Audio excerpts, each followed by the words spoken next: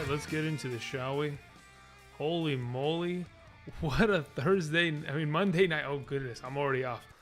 What a Monday night football game. Holy moly. To the very last second, we're sitting there thinking, they're just killing the clock and they're going to just outright score and end the game. Oh, my goodness. Hey, everybody. Greetings and salutations. My name is Andrew Kirchhoff. Welcome to the channel. We're going to be live streaming today for the next 2 hours. So I'll be here till 10:30 p.m. PST answering questions, live Q&A. You guys have questions regarding your fantasy teams, whether it is via trade, via the bipocalypse that is upon us in week 7 of the 2021 fantasy football season, with 6 of arguably some of the best teams in terms of fantasy out this upcoming week. Well, of course, we're going to talk about that. Initial thoughts from that game. Look, Derrick Henry will probably never come off of that number 1 running back ranking spot I have for quite some time. I don't think there's a defense that can do anything to him. I understand one rush for 80 yards and a touchdown, but everything else, the fact that he is able to just run through people regardless, take no prisoners, and in fact didn't have Taylor Lewan for another game, and they were still able to run the rock as successful as they wanted to. AJ Brown, welcome back. Good to see you here. Julio Jones injured again, same as usual. Okay, makes sense. It's all kind of tracking in the right direction. And then, of course, Josh Allen. Unfortunately, Dawson Knox with an injury, got a rushing touchdown called back. Doesn't matter. Either way, welcome, everybody. Let's talk fantasy football. Let's see what we got in this chat. Let's see here. Trade for Dalvin and Kamara or keep Christian McCaffrey. To be honest, it depends if you have Hubbard. If you don't have Hubbard and you're willing to, yeah, I would say I'm okay trading for a Dalvin Cook at this current capacity, because you can go ahead and very easily get yourself a top 2 running back, prospect going forward. And based on what we saw Alexander Madison perform, that the Vikings offense, and then obviously in years past, 2019, 2020, Dalvin Cook and that offense is just predicated around him and his success, and whoever's back there is going to succeed. So either way, good to go.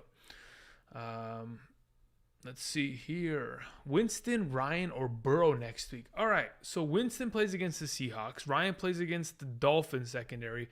Burrow, I'm trying to remember, who do the Cincinnati Bengals play? Let's see here. What do we got? Cincinnati's taking on the Ravens. Yeah, okay. At that point, if that's the schedule that we have, I don't think I want to play Burrow in that capacity. Most likely, yeah, I think I'm either going Winston or Ryan. I'm probably thinking that Ryan's probably the better play overall because Michael Thomas isn't back.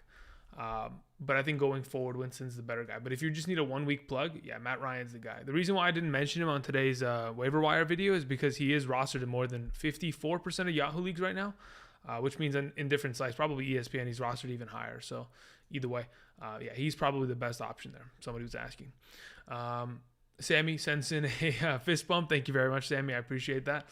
What do we have here? Gainwell or Hines drop? I would be willing to drop either at this point.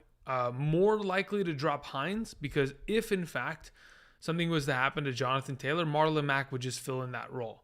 So in this capacity, I think Hines is an easier drop than Gainwell, who would be the immediate fill in there. Let's see here. Are you worried about DJ more because of Sam Darnold? Yeah, I am. I truly am. Now, the thing is, they'll eventually get back on track, but Sam Darnold looks like Jet Sam Darnold. And that is probably not going to go away anytime soon. It's more or less likely to be something that we continue to see week in and week out. But I guess it'll depend on matchups. It's tough. But when you're not able to score against Minnesota at will, when Minnesota typically doesn't, really have one of the better defenses in the National Football League, it does become a little bit concerning. But regardless, I think there is a little bit of concern to be had. Adam was just asking a question in the chat. Says, does Chubb get more passing work with Hunt out? Assuming Chubb is healthy, no. If Chubb is healthy and playing this week, it would be Felton that fills in. He currently on Yahoo has the RB/wide receiver designation, so you can play him in either spot. While Jarvis Landry's been out, he's kind of been rotating a little bit into that slot position on specific formations, but hasn't played that much. I think Jarvis Landry's going to for sure come back this next week as they take on. Well, actually, you know what? It's a Thursday game. They play Denver. I don't know if Jarvis Landry's going to play, but either way, we have a short week, so we'll know in the next coming days. Hopefully by tomorrow, midday, whether or not Nick Chubb is going to go. Because if he's not going to go, Felton and D'Ernest Johnson are great there. But yeah, I don't think Nick Chubb's receiving work goes anywhere. iShine101 sends in a donation. Thank you very much. Says, yo, Drew, what do you think about Jarrett Patterson? Am I crazy? Or, I mean, who? That's my immediate, like, legit reaction. Like, I got to go look up who the heck is Jarrett Patterson. All right, Jarrett Patterson. Oh, you're talking about Antonio Gibson going down. No. I would. Okay, so technically, it's J.D. McKissic all the way. And I shouldn't have to mention, go pick up J.D. McKissic on a waiver episode because he should already be rostered everywhere because his receiving upside in pretty much every capacity. But no, I'm not worried about it. I mean, we even saw it last year. As long as Antonio Gibson is out, it is J.D. McKissic all day long. So J.D. McKissic is automatic. If in fact we do have that MRI for the shin injury coming back as something that's going to hold him out for some period of time, we're going to have ourselves a J.D. McKissic run of him being a top potential 16 running back. Man, I wouldn't say top 16. Let's say top 20 running back, just in case he doesn't score those touchdowns. But yeah. Jarrett Patterson, if you want, sure, but going back to last year and what we saw, it's mainly the McKissic backfield when Gibby's down. Andrew Prasina sends in a question, says, should I go with Heineke or Carr in week 7? I'd say probably Derek Carr. I like Heineke, but Derek Carr and that offense looked pretty damn good today. Julian says, I won 125.26 versus 125.22. Wow. Congratulations, Julian. You are the lucky one. There was someone earlier in this chat that I saw was saying they lost by half a point, and they asked, oh, fantasy gods, what did I do wrong? Why did I deserve this? And it happens to the best of us. You don't even understand how many times I've lost by less than 1 point in fantasy. But I've just become numb to it. Like, the pain is just embedded in my soul because of playing so much fantasy over my lifetime that it doesn't faze me anymore. Andrew, what do you think about Leonard Fournette rest of season? All right, to be honest, he's a top, I would say now in this capacity, he's a top 15 running back with the amount of work he's getting and the efficiency in which this offensive line is moving bodies. He's a top 15 running back rest of season. Obviously, we like to see those upside touchdowns, but in terms of opportunity, because of the fact that he's getting all that work in the passing game on top of whatever touches he gets on the ground, as long as he's fully healthy, he is rested away, in that conversation for sure, without a doubt. So, I mean, he even looked like that at the back end of last season in 2020, like the last 3 or 4 games, he was getting more of an expanded role going into the NFL playoffs, of course, playoff Lenny, and then just as it started this year, I know he had one bad game this year, mainly against the, it wasn't the Patriots game.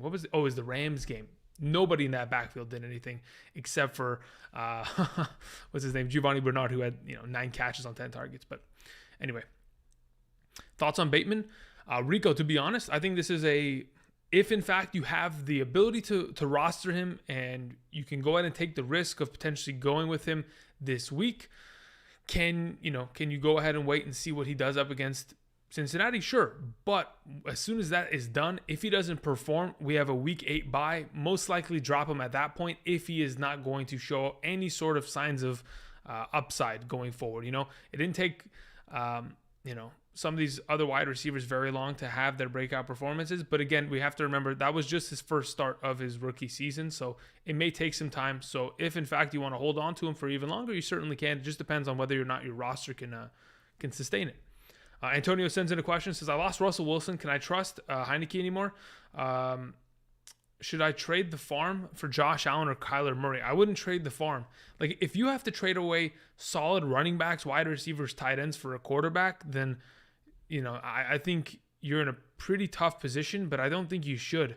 Unless you're going to be trading away maybe like your third running back or third wide receiver option in exchange for a quarterback, somebody that is on that rotation of the flex spot or only would play in bye week scenarios. Unless you're moving that kind of a player, I don't want to trade the farm for a quarterback. Thomas says, trade Golladay, Corey Davis, and Pollard for A.J. Brown. If you don't have Zeke, then moving Pollard is okay. Corey Davis moving is okay. Golladay is an injury bug. Technically, if these are guys that you're just emptying off your bench and you can go probably pick up other guys that have a little bit less but similar value with upside going forward off of the waivers, I don't mind it. Honestly, I'm full in on A.J. Brown. There's a reason why I've been banging the drum for the last 4 weeks, even when he's been hurt. So hopefully that helps. Playboy Ninja says, trade DJ Moore for CD Lamb. Should I pick Russell? I don't understand this question. I pick Russell? I don't even know what that means. I pick Russell? I don't know. I don't even know if that's a question. But your first question, DJ Moore or Lamb, at this point, it's a damn good question. At this point, do we want to go DJ Moore or do we want to go with a CD Lamb rest of season? I'm thinking based on quarterback play, it's most likely going to lean towards CD Lamb. But that's only something that's kind of risen in the last couple of weeks. Because prior to that, DJ Moore was just an unstoppable force to an extent, right? So just as of late, we've continued to see more and more of the unfortunate nature and quarterback play of Sam Darnold kind of rearing its head out and unfortunately making some problems for all of us. Thoughts on Ramondre Stevenson? Gallo, go watch my video. I talk about him on today's waiver wire video, kind of give you some idea as to what I'm thinking. The fact that he's getting more involvement in the passing game is very promising. And if he's able to kind of eat up that work and still get himself about 8 to 10 rushing attempts per game, he could very easily be a good option going forward. Let's see here. Drop Tony or Boyd for Waddle. I would drop Boyd for Waddle. I'd keep Kadarius Toney, even with the injury he's dealing with. Let's see here. King Henry with the crowns and fire. Yeah, dude, he's unstoppable. I know it's too early to tell, but does Knox injury concern you? No. Okay, so it's a hand injury. Technically, because they have a bye week here, I feel far more confident with the fact that, yeah, most likely he's going to end up being in a situation where he'll be able to rest this week, get whatever rehab he needs to, ice it up, and he'll be fine. So I'm not too worried about it. Unless it comes out that he's got a fracture in his hand or something in that extent, then he'll be out for I don't know. I'm not a doctor, but I would assume a month plus because, that's his moneymakers, his hands, whether it is blocking or catching. So we'll see. But right now I'm hoping it's very mild and hopefully can be kind of figured out in the next week or so, week plus. Andrew, what's your thoughts on Arizona wide receivers in general? Lavelle, to be honest, Arizona wide receivers are a lottery to an extent. It's just like picking a DFS team. Sometimes, everything just is on the right track and everyone's scoring, but then otherwise it's just a volatile group of hodgepodge, playmakers. I don't know. Look, DeAndre Hopkins is the number one, and that's far and away going to be the case. But with AJ Green having 4 out of the last 5 games of 10 plus fantasy points, AJ Green seems like he's the number 2. And then the number 3 rotating option right now has been, is it Christian Kirk or is it Rondale Moore? But now that you get Zack Ertz into that offense in the way that Max Williams was being utilized, and the fact that Zack Ertz is a significantly better receiving target than Max Williams, who predominantly throughout his whole career, whether it was back with, what's it called? I think he played for the Ravens, if I'm not mistaken. Let me actually confirm this, just for my thing. He used to just be a blocking guy. He used to play for the Ravens 2015 to 2019, or 2018, excuse me. So he used to always be a blocking tight end. That's what he's taught to be. But I think Zack Ertz coming into this offense is going to kill that rotation of either, is it Rondale Moore or is it Christian Kirk? And it might be Ertz every week from here on forward. Michael Williams sent in a question, says, how do you feel about Mitchell next week and rest of season? To be honest, it is really a matter of whether or not, unfortunately, whether or not we see Jeff Wilson immediately come in and make an impact. So this could end up being a running back by committee situation, which Kyle Shanahan is not afraid of. But with that said, this upcoming week, if I'm not mistaken, they take on the Colts. I don't like running backs against that offense in general, or that defense in general, because they've got a pretty good run defense. But it is the 49ers, so he could probably be a top 36 running back just purely off opportunity. And by the way it looks, it is going to be Garoppolo, because Garoppolo is not dealing with an injury. He's good to go, and Trey Lance is. So I think with Trey Lance at quarterback, the offense is a little bit less effective in terms of getting down to the red zone, and there's far more possibility of touchdowns being siphoned from a respective running back. So I think he's okay, but it's a matter of whether or not Jeff Wilson comes back and makes noise, because at the end of the 2020 season, Jeff Wilson was all the noise and was carrying teams in the fantasy football playoffs. If you guys remember, last season, week 16, the championship week, Jeff Wilson had like a 26-point game, and it wasn't even just then. It was games prior that he was just dominating. It was a tour de force for him. Let's see here. Playboy Ninja says, should I pick up Russell? As in Russell Wilson? My quarterbacks are Aaron Rodgers and Matt Ryan. Yeah, I mean, look, if Aaron Rodgers and Matt Ryan, if you have an extra roster spot and you could throw him into your injured reserve, yeah, you should absolutely be picking him up. But if you're looking in a situation where, hey, I can only, roster 2 quarterbacks, I got to drop one of these guys, well, then you got to see, where's Aaron Rodgers' bye week and kind of determine it from there. Let's see. What do we got? What do I do with Christian McCaffrey? I know I'm seeing a lot of Christian McCaffrey questions. So let's talk about this, right? If you have Chuba Hubbard on your roster, you can technically hold and just kind of see what happens, because Chuba Hubbard is going to be fine, right? He'll be 13, 14 fantasy points, and that's it, right? Sometimes 10, sometimes more than 13. Maybe he gets to that 16, 17, 18 range, right? But he's in that area, right? He's very easily an RB2 in every capacity because of just the opportunity itself to be starting running back in the NFL. And then he has some talent on top of it. But with that said, if you can wait 3 weeks and get Christian McCaffrey back, Christian McCaffrey's 25 points per game. But if you cannot wait that long and you're in a situation where you're 2-4, 1-5, 3-3, but you're looking down the barrel of potentially losing the next couple weeks because you have running backs on bye, running back injuries, then yeah, you have to move him, regardless of whether even you have a Hubbard, because maybe you can't survive the next 3 weeks with a 13-point running back, and you're like, you know what, let me take McCaffrey and let me take Hubbard and let me give him to somebody else. But like when I think of running backs that I want in exchange, I want Derrick Henry. They're not going to give him to you. I want Dalvin Cook. He's on a bye week this week, right? So at this point, it's tough to see what you could potentially get in return, because I already know, because of my leagues, and I don't know how your leagues are, guys, but a lot of my leagues, people are going around asking to give away Christian McCaffrey, but they're also asking for too much in exchange, right? I can't afford at this point in some of my leagues where I'm sitting there at 4-2 to take on Christian McCaffrey and maybe lose the next 3 weeks, and then with 1 or 2 bad injuries, my season's over. So it is tough. But for now, if you can get top tier talent in return, why not? Let's see here. Charlie in the chat says, I don't know why. As soon as you said I'm literally screwed at RB, I was like, all right, I'm interested. Let's see this. Looking for any advice. Just traded away Chubb and Jacobs. Okay, interesting. Have Hunt. Now he's hurt. But I've stacked a wide receiver with Adams, Kupp, Chase, and A.J. Brown. What do I do? What I would do is, have you ever seen the movie Click with Adam Sandler? Came out, probably 10 years ago? Something like that, right? If you go and watch that movie, you have to go to a Bed Bath & Beyond, go to the back alley of the very back of the store, find a Christopher Walken looking guy, and get one of those remotes, and then reverse time and make it so where you didn't trade away Jacobs and Chubb. Because why would you trade away Jacobs and Chubb? What? I'm so confused. Why would you trade them away?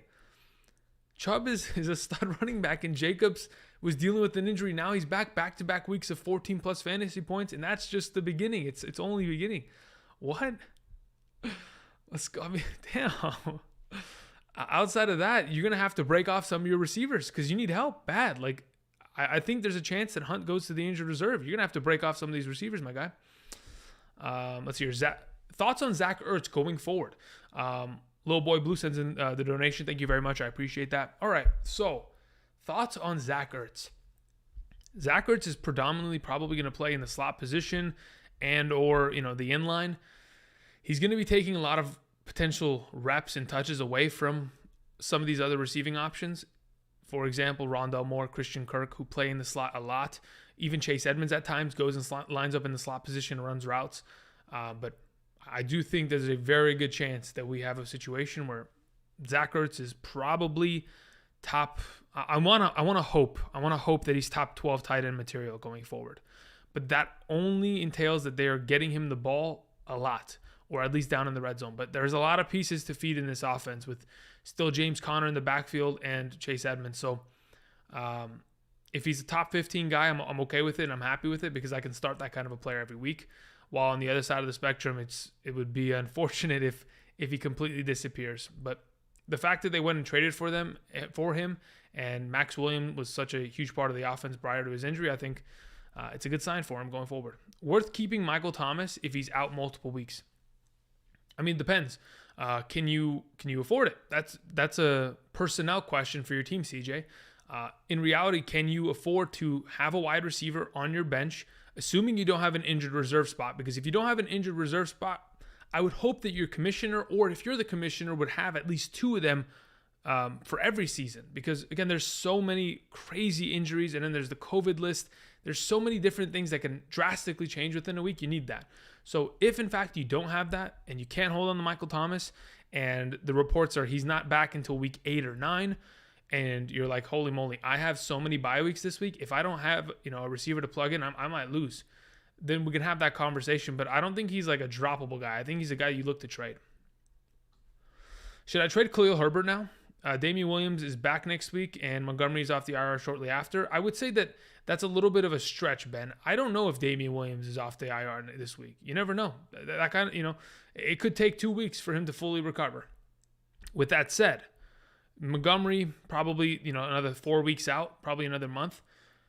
If you can trade Khalil Herbert because you have other running back depth, you should. Because, again, he will disappear, like you're mentioning. Whether it is this week, next week, or 3 weeks in the future, he'll eventually be gone. And when, in fact, he is, you'll be happy that you traded him. So the timeline's a little iffy in terms of your question, but the thought process is certainly it's on point. You know what you're talking about. You're good to go there. But we don't know whether or not Damian Williams is coming back. JP says, one of my friends dropped Hubbard thinking Christian McCaffrey was healthy this week.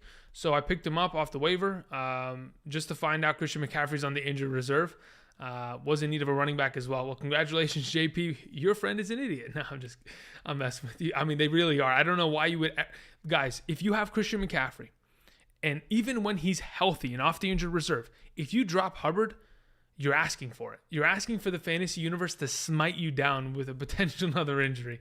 So if you have Pollard and you're a Zeke owner, if you've got, Madison and you've got, of course, Dalvin Cook on roster, do not drop the backup. Please do not drop the backup. Okay, cool. Thank you. I need help, says Mike Seymour.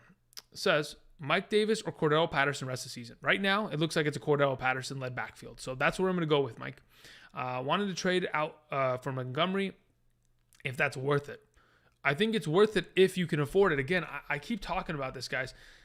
It just depends on where your team is. Like right now, I'm looking at a team. Okay, David in the chat says he's 6-0, baby, because, of course, Derrick Henry had a monster game there. If you're 6-0 and you're like, you know what, I want David Montgomery for my fantasy playoff push, and I can afford it right now because, even if I lose 3 games in a row, I'm probably still making the playoffs in my respective league, then I would go for something like that. But if, again, you are in a position where you cannot afford to give away running back talent and not get an immediate starter in return, then you can't go for that. Andrew, should I drop OBJ and pick up Sterling Shepard? Ari, I think that's a matter of whether or not Kadarius Toney is out. Because if he's out, then yes, I want Shepard on my roster instead. Let's see here. CD or Gibson rest of season. I think that's a typically, I would say it's a PPR versus half PPR kind of question. I think if we're sitting in a half or a standard league, Gibson's the guy rest of season. But if we're in a full PPR and Gibson's actually going to miss time, then I don't mind CD going forward. Hey, Andrew, what can I get for Julio Jones? Okay, so guys, just to give you some perspective, regardless of what I say, what you could potentially get for him, it really just depends. Like, the value of a player is what someone is willing to give you for them. It's not a value as to what you value them at, because it really is what someone in your league values them at. The person that's willing to trade with you. He just re-injured himself. He is worth nothing right now. Truly. He's worth value because he has a name. But outside of that, Pedro, I think it's a matter of getting him and accompanying him with another player and then trying a 2-for-1. Because I'm giving you Julio, the potential, the upside, all that kind of BS. Poner Kills sends in a question, says, can I drop Carson? No, absolutely not. If there's new news that Carson is out for the season, then maybe. But for now, considering he's only on the injured reserve and could very easily return in week 10, why would you drop him? I don't understand the thought process behind that, because he comes back and he's the immediate starter there. Gamers, please rise, sends in a question, says Schultz and Madison for AJ Brown to Cook owner. Yeah, why not? Listen, if you don't have Dalvin Cook and you're going to give away Madison, okay, that's fine. You're giving away the Charlie and the Chocolate Factory golden ticket. But to be honest, what's really the chances of Dalvin Cook going out with a season-ending injury, right? We don't hope for those things in any capacity ever. And we honestly don't kind of think that's going to even happen. Dalvin Cook typically misses like 2 games per season. I mean, he's only played 14 in each of the last 2 years. So he probably miss one more later this year, but I'm not willing to devastate my team's potential. If you don't need Schultz and you have like a Waller, Hawkinson, Kittle, and you have somebody else to obviously play in the next couple weeks, Kelsey, and you want to move those 2 for AJ Brown, I would. Yeah. Cody Nixon says 5-1. I have Christian McCaffrey. That is a crazy stat. You must have Cooper Kupp on your team. Should I try to hold or try to trade him and Mike Davis for... Hold him and Mike Davis for... Okay, so you want to trade him and Mike Davis for Alvin Kamara? Oh, man. Do you have Hubbard? That's really the question. Because if you're at 5-1, I'm willing to wait. Now, if you don't have Hubbard and you're like, listen, I'm looking down the barrel of a couple losses here. Kamara just came off his bye week. I can go ahead and just make the swap here and be done. You're speaking my language at that point, because I'm beginning to think, yeah, there's a possibility that Kamara, from what we saw last time he played against Washington, had himself a good amount of targets, good amount of receptions, and he's good to go. Let's see here. Let me see here. I've got to check something real quick. Sorry about this, guys.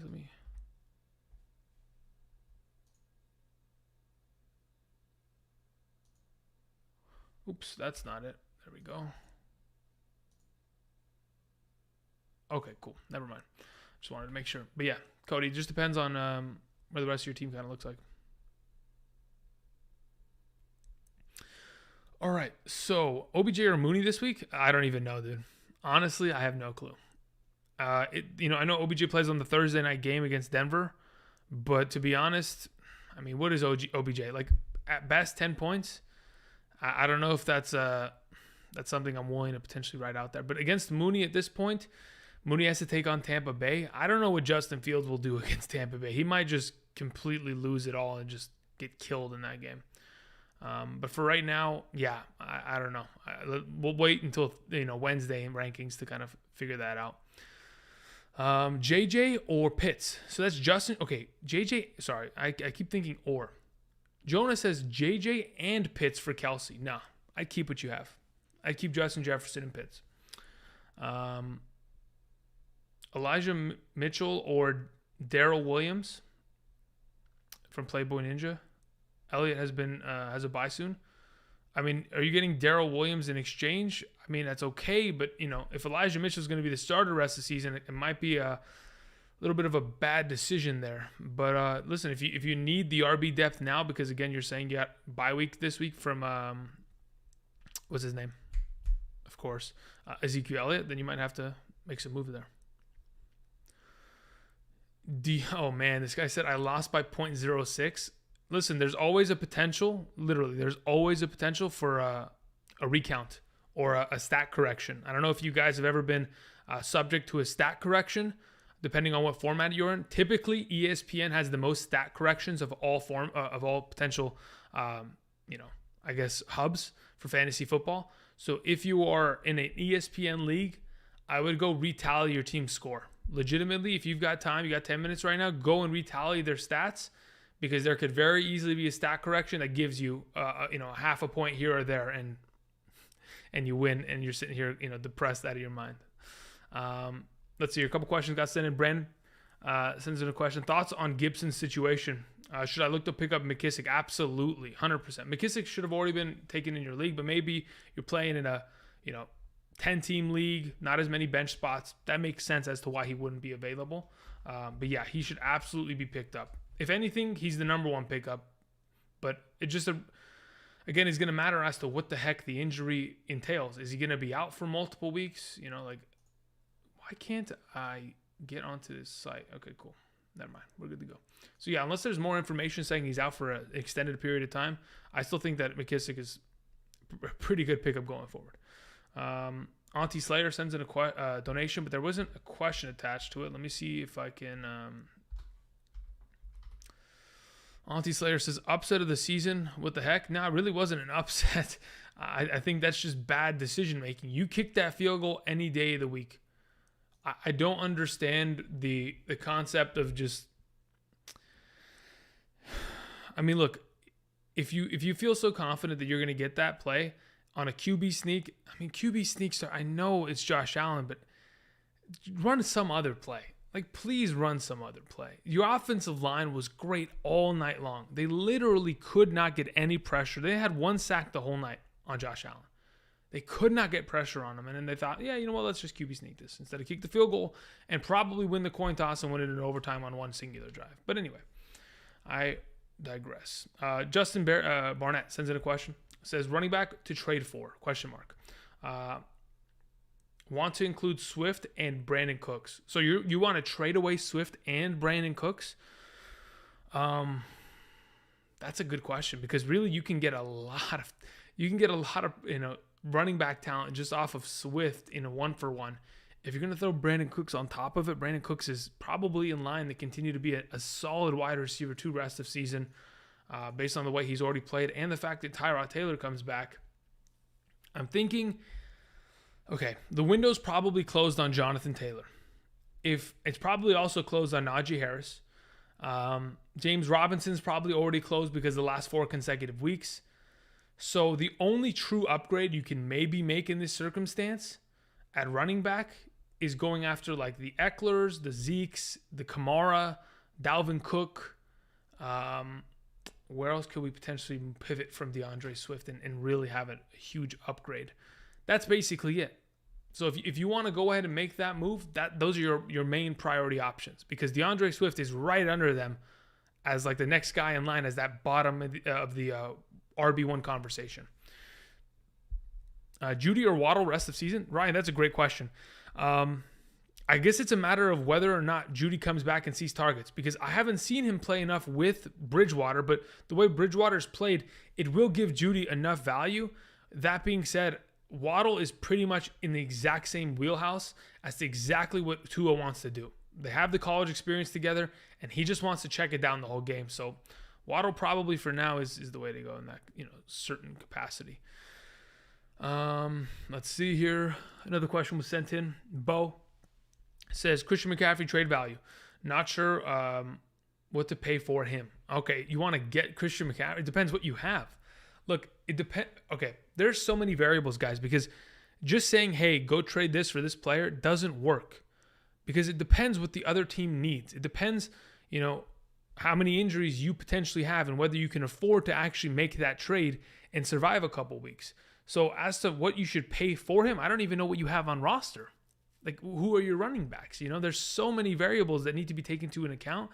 And even then, a lot of the time, the answer is, yeah, probably hold, because you don't, unless you're 5-1, 6-0, 4-2. How many 6-0 teams are even in this chat? I'm actually curious, because you know how hard that is? I don't even have a single 6-0 team. You know how many injuries I've been hit with? It is so difficult to make it into a 6-0 capacity. It is real. You have to be playing with people that just don't even set their lineups at this point. But even then, there hasn't been enough bye weeks to take advantage of that. Let's see here. What to do with Metcalf? Pray. Just pray. Literally. Put your hands together, look up to the fantasy gods, and pray. That's it. That's the way you do it. Let's see here. 5-1, 4-2s. Okay, a lot of 5-1s here. Emerald says he's 3-3. Don't be down on yourself, Emerald. That honestly isn't that bad. 3-3 is listen, you're in a solid position. At least you're not 2-4, 1-5, okay? You got to look at the bright side of everything, okay? 5-1 only because Saquon went down and lost by 2 points. Damn, Freshie, that's tough. But hey, listen, you still got a great record, so you're good to go. I have 2 of my 5 at 6-0. That's great, Ryan. That's great. Aaron Jones 40 bomb. Only reason why I lost. Damn.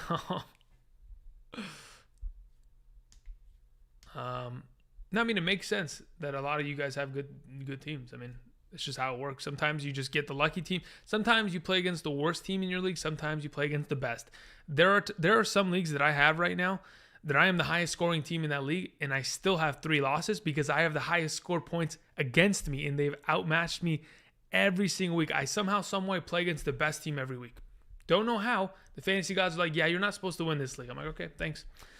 Chris Ward sends in a question, says, who to trade DK Metcalf for? DJ Moore or Jamar Chase? I'll take either of them. If I had to pick one, I'd pick Jamar Chase right now. I think DJ Moore's a stud, but at the same time, Jamar Chase seems like he's in line to have that Justin Jefferson season, top 10, overall upside, and I'm not really worried about his quarterback play right now. Thoughts on trading Devontae Adams and Nick Chubb for Jonathan Taylor, Cordero Patterson, and Antonio Gibson? Full PPR. I already have decent wide receivers. You want to trade Adams and Chubb for 2 running backs, 3 running backs technically.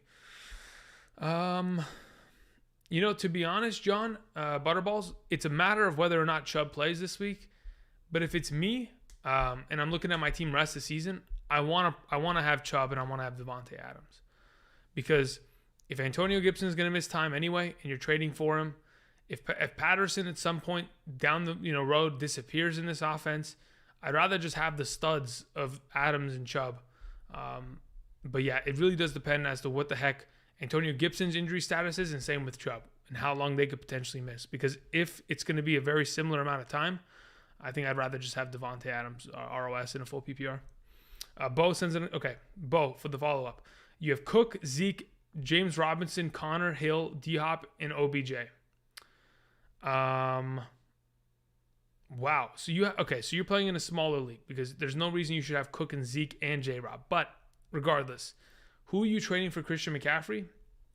At this point, if you can go give James Robinson and maybe another wide receiver there and just kind of sneak it away, because ultimately, right, if this is a smart team owner and he's sitting there like, yeah, really, I'm only going to take Zeke for it, I don't know if I want to do that right now. I don't know if I want to risk the next 3 weeks on, potentially McCaffrey coming back. I still don't have Herbert, and I'm trading for him, and then he gets hurt again. Just like last year. Do I want to risk it? I don't think so. So, yeah, unless you're going to give your 3rd running back option there, because I'm keeping Zeke and I'm keeping Dalvin Cook, because your team looks like they're ready to win the chip this year. So, unless you're going to give your 3rd option there, James Robinson, which, again, has been like 18-plus points each of the last 4 weeks, you might be able to get him for that. Would you trade Swift and Sterling Shepard for DeAndre Hopkins? No, I would not. I think Swift and D-Hop, close enough to where I think I'd rather have the RB depth going forward because wide receivers are so inconsistent and volatile. Would you trade Patterson? If so, who would you trade him for? I mean, what are people looking like? Look, at this point, okay, if I'm thinking of my flex, if you don't have another, good flex option, I'd keep him because truthfully, he's actually playing well, and he's done it for 5 consecutive weeks, and he's probably not going to stop anytime soon. So, if you want to trade him, you can. Who would I potentially try to trade him for? I want a running back. I always want to get running backs in exchange. So if you can go get Josh Jacobs, I would try it. If you're in a full PPR league though, Patterson's probably a guy I don't want to move because he's just catching the ball so consistently, and Mike Davis is kind of trash. Let's see here. Rusty sends it a question. Says Metcalf and Daryl Williams for Christian McCaffrey. I get Christian McCaffrey. Good question mark? Yeah. I'm okay with that. Do it. Because Metcalf isn't going to be the same until, of course, Russell Wilson comes back. And Darrell Williams is going to be gone in a couple weeks when Clyde returns. So, yeah, let's go for it. Let's risk it all, Rusty. Who won this trade? Says Fierce. J.D. McKissick and A.B. for Javonte Williams, Cortland Sutton, Robbie Anderson. 2 Denver Broncos and then Robbie Anderson. So I think Cortland Sutton and A.B. will be relatively close in terms of their production rest of the season. I know A.B.'s had some explosive games, but Cortland Sutton's going to have just as many, in my opinion. It's mainly a Javonte Williams versus J.D. McKissick trade because Robbie Anderson, he's gotten I think it's 28 targets in the last 3 games. Great, the targets are there, but he's not catching them all because they're terrible targets. They're inaccurate passes by Sam Darnold. I had some choice words there, but I decided not to. Regardless, I think it's a matter of what the heck is that Antonio Gibson injury. If it's nothing, I would much rather have Javonte Williams and Cortland and Robbie Anderson, because maybe Robbie Anderson figures it out with all those targets he's getting. I swear he's had like 11 targets, 7 targets, 11 targets in the last 3 weeks. Like, bro, figure it out. You got to be able to catch the ball more than 10 times out of 28 targets. You have to. Or 29 targets. I don't know what the number is. You have to be able to. Should I pick up Tim Tebow? Max? Yeah. You know what? While you're at it, just go pick up Cam Newton, because actually that might be better. Actually, though. Van says, Butker or Koo? Keep for rest of season. I'm probably going Butker because I trust that offense more to at least get into field goal position. Mike sends in a question, says, J-Rob for Hurts and Edmonds, 1-5, no quarterback. Am I willing to give a 20-point running back away just to get a 25-point quarterback and a suboptimal running back that hasn't really seen much because he's been injured the last couple weeks? No, because I feel like I could probably play and stream quarterbacks every week and be fine. Whether it's like Carson to the Jimmy to a Matt Ryan to a Tua, I think I can jump around quarterbacks and find value. Marcos says, get Barkley for Justin Herbert. Okay. If I have Jalen as my quarterback, Aaron Jones, McCaffrey, and Henderson for running back rest of the season, yeah, I would do it. I mean, Jalen Hurts doesn't have a bye week till week 14. If you're trading Justin Herbert away for Barkley, you're sitting pretty at quarterback, and you're getting maybe the entire championship win with if and when Barkley, McCaffrey, Aaron Jones, and Henderson are all active on your team. So, looking good to go. Is A.J. Brown's good game tonight a real sign of things to come? Yeah, of course it is. I mean, have we all forgotten how good A.J. Brown is, guys? Like, actually, did you all forget? Has it been that long? Are we having amnesia? A.J. Brown is a stud wide receiver. And I don't think he's, him having one good game should be like A.J. Brown's going to be good this season. It's like, no, actually, he's been good for the last, since week 7 of 2019. That's how, he's been good for a while now, averaging 15 points as a wide receiver. So him getting himself, what was it, like 8 catches, 9 catches? What was it today? Let's see here. Let me look this up. A.J. Brown. He even had food poisoning. He had a stomach flu today. He was playing the Jordan game, the sick playoff game, and he balled out regardless. What do you have today? Where the heck are the stats here? A.J. Brown, let's see here. All right, what are we at with this Titans-Bills game? Where the heck is it? Here we go. A.J. Brown had himself 7 catches for 91. Yeah, I mean, that's a in my opinion, that's baseline value. He should be scoring a touchdown with that every week. He really should.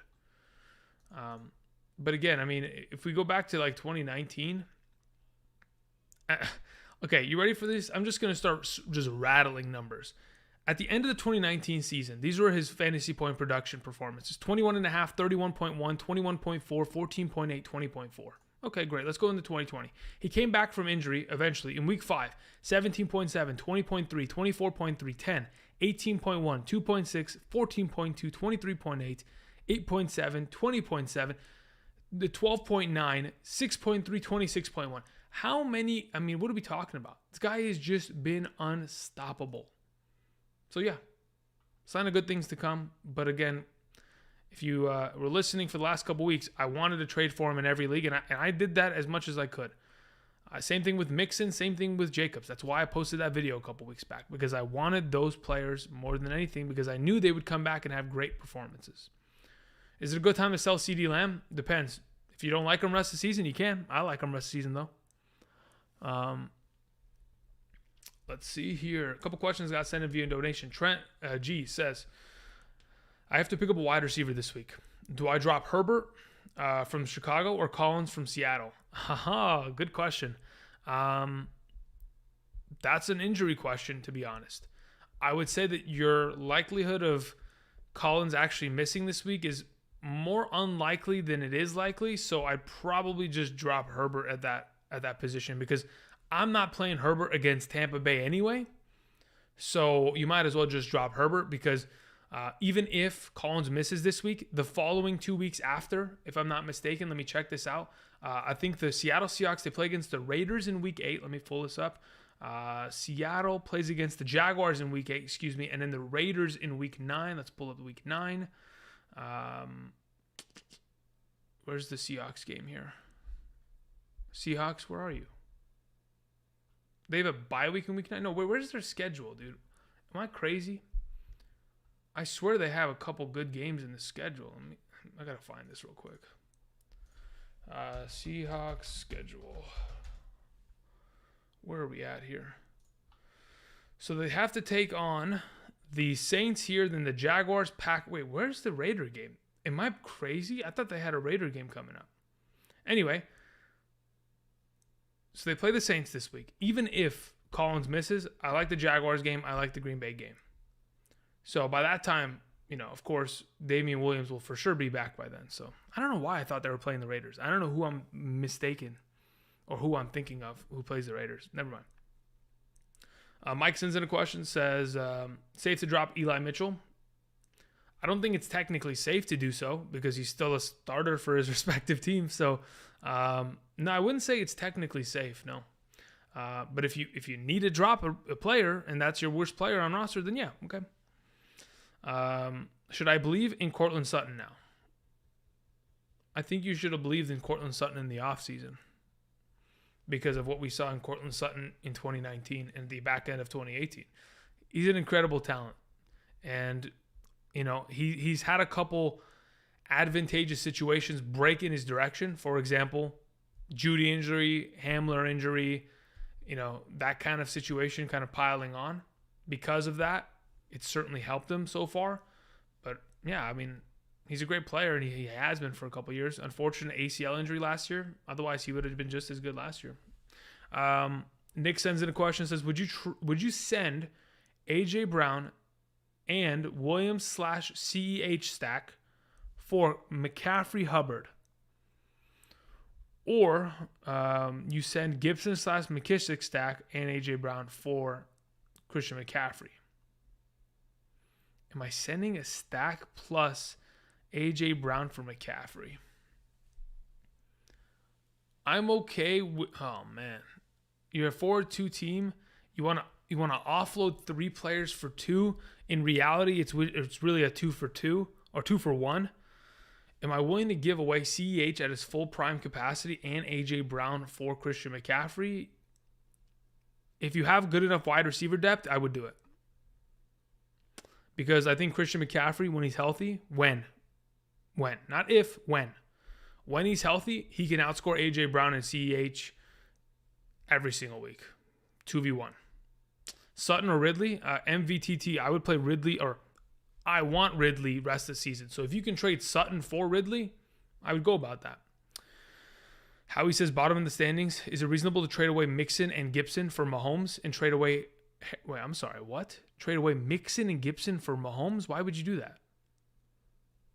And trade away Harrison for Stafford? I'm so confused. Who's Harrison? I think you meant Harris, but it may have auto-corrected for you. Maybe you're on your phone. No to both of them. Wait, I don't understand. Okay, so let's put it this way. You want a quarterback. That's the entire underlying theme here, Howie. I would much rather give Damian Harris for Stafford assuming it's Damian, not Najee Harris. Najee Harris should never come off your roster. I would 150 million% rather give Damian Harris for Stafford than any other of those combinations that you've mentioned for Mahomes. So yeah, go get Stafford, give Damian Harris, keep moving. AJ Brown or Ridley? Rest of the season, Ridley. I would rather have Ridley. So if you want to make that trade, you certainly can. CeeDee Lamb for Ridley. I'll take that. Give me Ridley. I really do think, I mean, look, before the season started, I had Ridley very high because anybody who's ever been associated, the number one wide receiver of the Falcons offense has always been, when healthy, a top 5 guy, whether it was Julio or Calvin Ridley from last year. So we know Calvin Ridley's capable of it. The offense has kind of looked better in the last couple of weeks and has obviously went off that bye week. I think they're going to return and splash, and Ridley's going to be back to what he was last year. So I'm ready to buy in. If this is the final opportunity to do so, do it now before all is said and done. And he is pretty much like Stephon Diggs tonight, where you had all those weeks to potentially buy him, and now the window's closed. Would you trade away AB and AJ Brown? Sorry, would you trade AB for AJ Brown? 5-1 team. AB is on my bench every week. If AB is on your bench every week, then who are your starters, and why would you need AJ Brown? Look, to be honest, conventional wisdom says yeah, because I've seen AJ Brown be a stud for the last couple of years, but Antonio Brown is Antonio Brown, and if he's going to keep doing what he's doing, they might end up having similar value by the end of the season. So for now, I would probably say yeah, give me AJ Brown, but my goodness, if Antonio Brown is ahead of him by the end of the season, because from here on out, from like week 7 through 17, I wouldn't be surprised. You think Ridley for Keenan? Ridley or Keenan? I'd rather have Ridley. Keenan doesn't score enough touchdowns. Keep up the good work, buddy. Thank you very much. I appreciate that. Who are your top trade targets? That's a good question, Mr. Fortnite. To be totally honest, I don't know yet. I'd have to look around, and then I wouldn't tell you them because then I want you to watch my video, so I go make the video. Hey, speaking of videos, guys, please go and check out. Please. I'm not even kidding. It helps you more than it helps me. If you go watch my strength of schedule video I posted last Friday, it'll explain to you the strength of schedule from week 6 through 17. Of course, it'll break it down from that spectrum of time. Also, week 6 through 14 until the end of our regular fantasy football season. And then weeks 15, 16, and 17 isolated alone at the running back, wide receiver, quarterback, and tight end positions. It is a lot of potential information that can help you determine who you want to trade for, what players and teams you want to go after, because their strength of schedule is significantly easier than the entire field, and it's just going to lead to points. So check that out. Sorry, Mr. Fortnite, but you actually got me on a little bit of a tangent there. Trade targets as of right now, yeah, that's probably a video for this week. So let's hold on, and then I'll for sure kind of scoop those up together. Another reminder, guys. For those of you who are in here, am I lagging? I feel like my frames are a little busted, but it's okay. One more reminder. About 315 of you in here. If you guys could, hit the like button.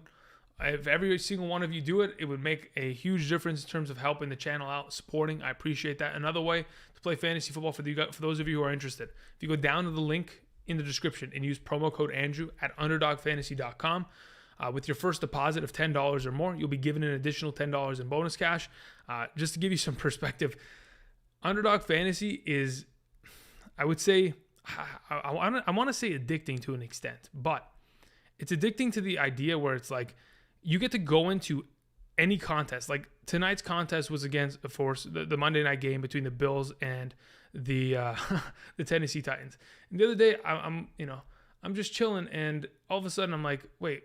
And I'm looking at one of my friends, and he's like, yeah, I'm drafted a team tonight.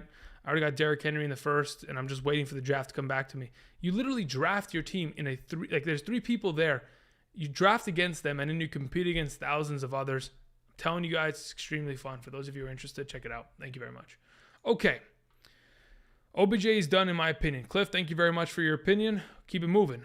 We have, this channel is great, Andrew. Thank you. Thank you very much, Oscar. I appreciate that. No lag. Okay, good. Okay, awesome. Maybe it's just my screen that's lagging. I don't know. Maybe I need to upgrade my computer. That may be the case. AB because he's on the Bucs. Yes, Stanley, you make a good point. That is a heavy throwing offense, and they're probably going to throw a butt ton more than when an offense is sitting there with Derrick Henry running the ball as much as he is per game. Thoughts on Geno Smith and his ability to perform? Trade Gibson and McLaurin. Okay, so 2 questions from Diego. As for Geno Smith and his ability, terrible, awful. We were all bamboozled from that Thursday night game and how well he played against the Rams. We were bamboozled, purely. He is not good, and anybody associated in that offense, except for perhaps the running backs at this point, are going to have trouble. Because really, all I saw was that they double-teamed DK on the outside, and Tyler Lockett is just as inconsistent, if not even more inconsistent, without Russell Wilson. Already Tyler Lockett was a guy that goes for 28 or 8 points. And now it's even worse. Maybe he doesn't have any of those 28-point performances anytime soon. So for now, those Seattle Seahawks wide receivers are not too intriguing. And on top of it, as for trade Gibson and McLaurin, that's your prerogative. If you think that they're not going to perform rest of the season, you certainly can. But I think they'll be fine. As long as, of course, Gibson's healthy. Let's see here.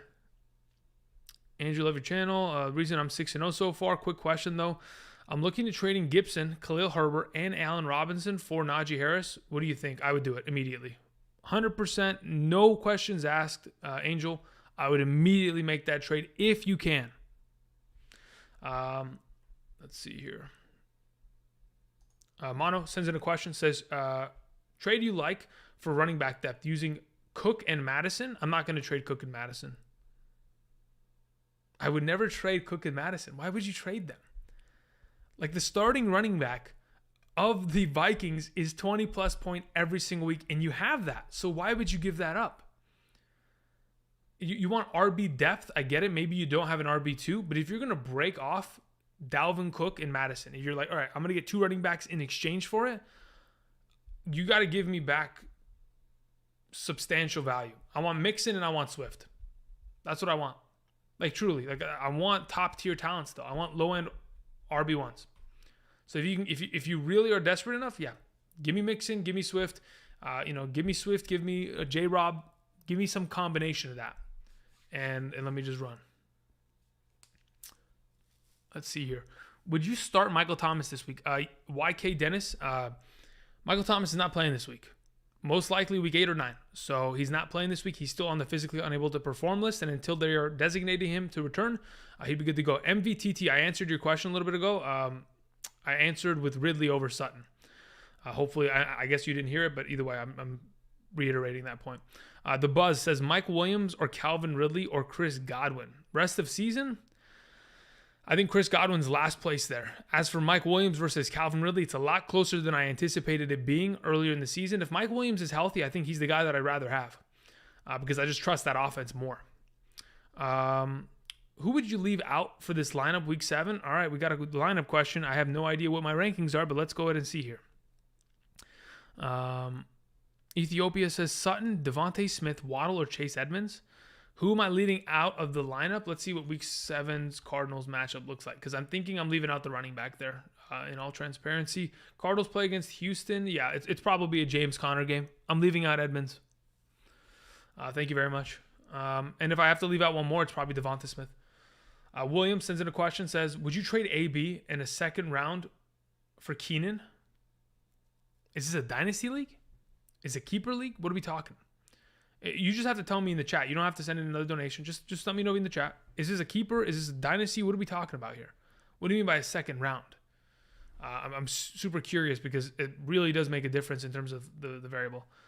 Again, if you guys ever send in questions, whether it is in the chat or via donation, I do appreciate it. But please clarify everything. Scoring format. What kind of a league is it? Is it keeper? Is it especially when it comes to trades like this, it does matter. So yeah.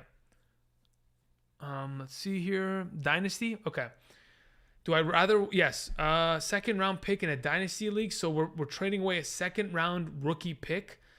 Dude, I haven't even looked at what the potential rookies look like. But if we're talking about AB or Keenan Allen going into the future, I'd rather have Keenan Allen. So do with that as you may. I'm not really a dynasty guy. I have one dynasty league. And at this current moment in time, depending on where you think you're going to end up this season, a second round pick, I mean, you're going to get your studs in your first. So yeah, I'm okay with it. Let's see here. Is Waller still legit? Ari, to be honest, yes, but it really hasn't looked like it. I think it's just a matter of, it's like a couple weeks back, right? We had Stephon Diggs coming up with like 2 catches on 5 targets for like 12 yards, garbage performances, right? Stuff that we weren't happy about. But of course, he's a great player. It's just a matter of when he gets that opportunity, he'll prove us once again that he is legit still. How do you feel about ABJ or AJB? AJ Brown's a stud. I believed in him, for the last couple years, and I'm not stopping anytime soon. Miles Sanders scheduled coming, looking nice. What are your thoughts on him? Until they want to run the ball more and that they significantly show us via just running the rock that they are interested in running the ball, I would hold out on him until then because the reason you probably ask is either you have him or you're looking to trade for him. If I go trade for Miles Sanders, I'm expecting to lose, right? He would have to be in a package deal in which I'm okay with, just trying to get RB depth. And I'm like, you know what? I'm not going to play this running back anyway. So let me just grab this guy and throw him on my bench. If you're willing to do that, I think there's a very good chance that eventually they'll figure it out. I know Lane Johnson's coming back from his little bit of a hiatus. He was talking about he's been dealing with, a couple mental issues, depression, stuff like that. Hopefully he's good to go rest of the season because he's an incredible right tackle, Lane Johnson. So hopefully with, Lane Johnson back, a little bit more of a healthy offensive line with the left tackle back, Diller's going to be, playing that left guard role.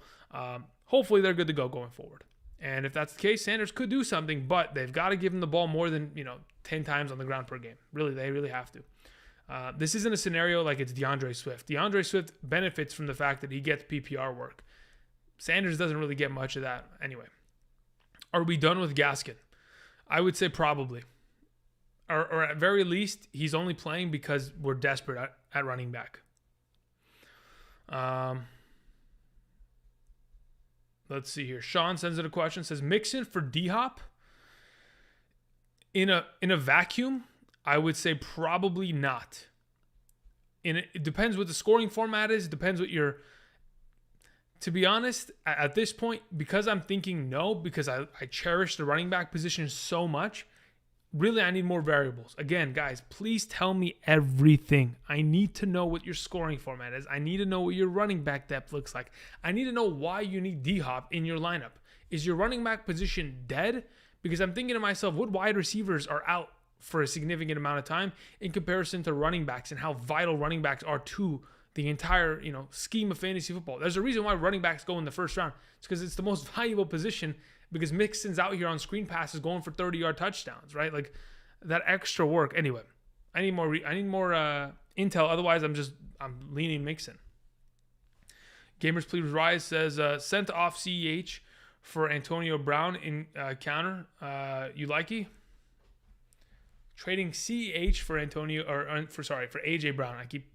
The ABs are just combining itself.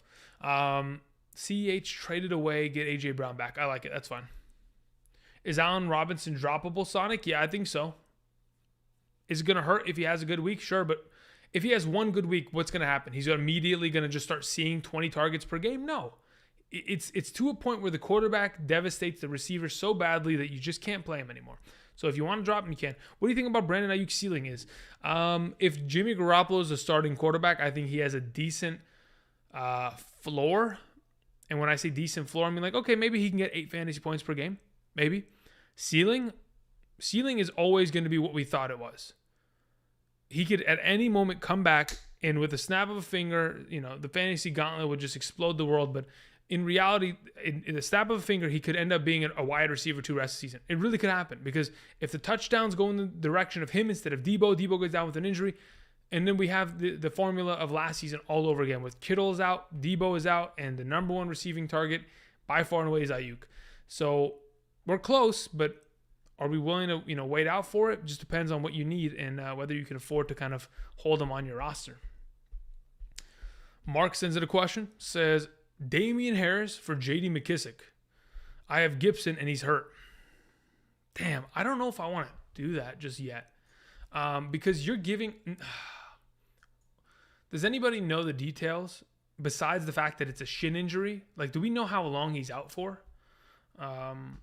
Because until you know that answer and you have a 100% designated, this is the injury, this is the timeline, I don't want to trade away Damian Harris. I mean, Damian Harris this season, okay, only twice did he have shitty games. And it's only because they played against New Orleans and Tampa Bay.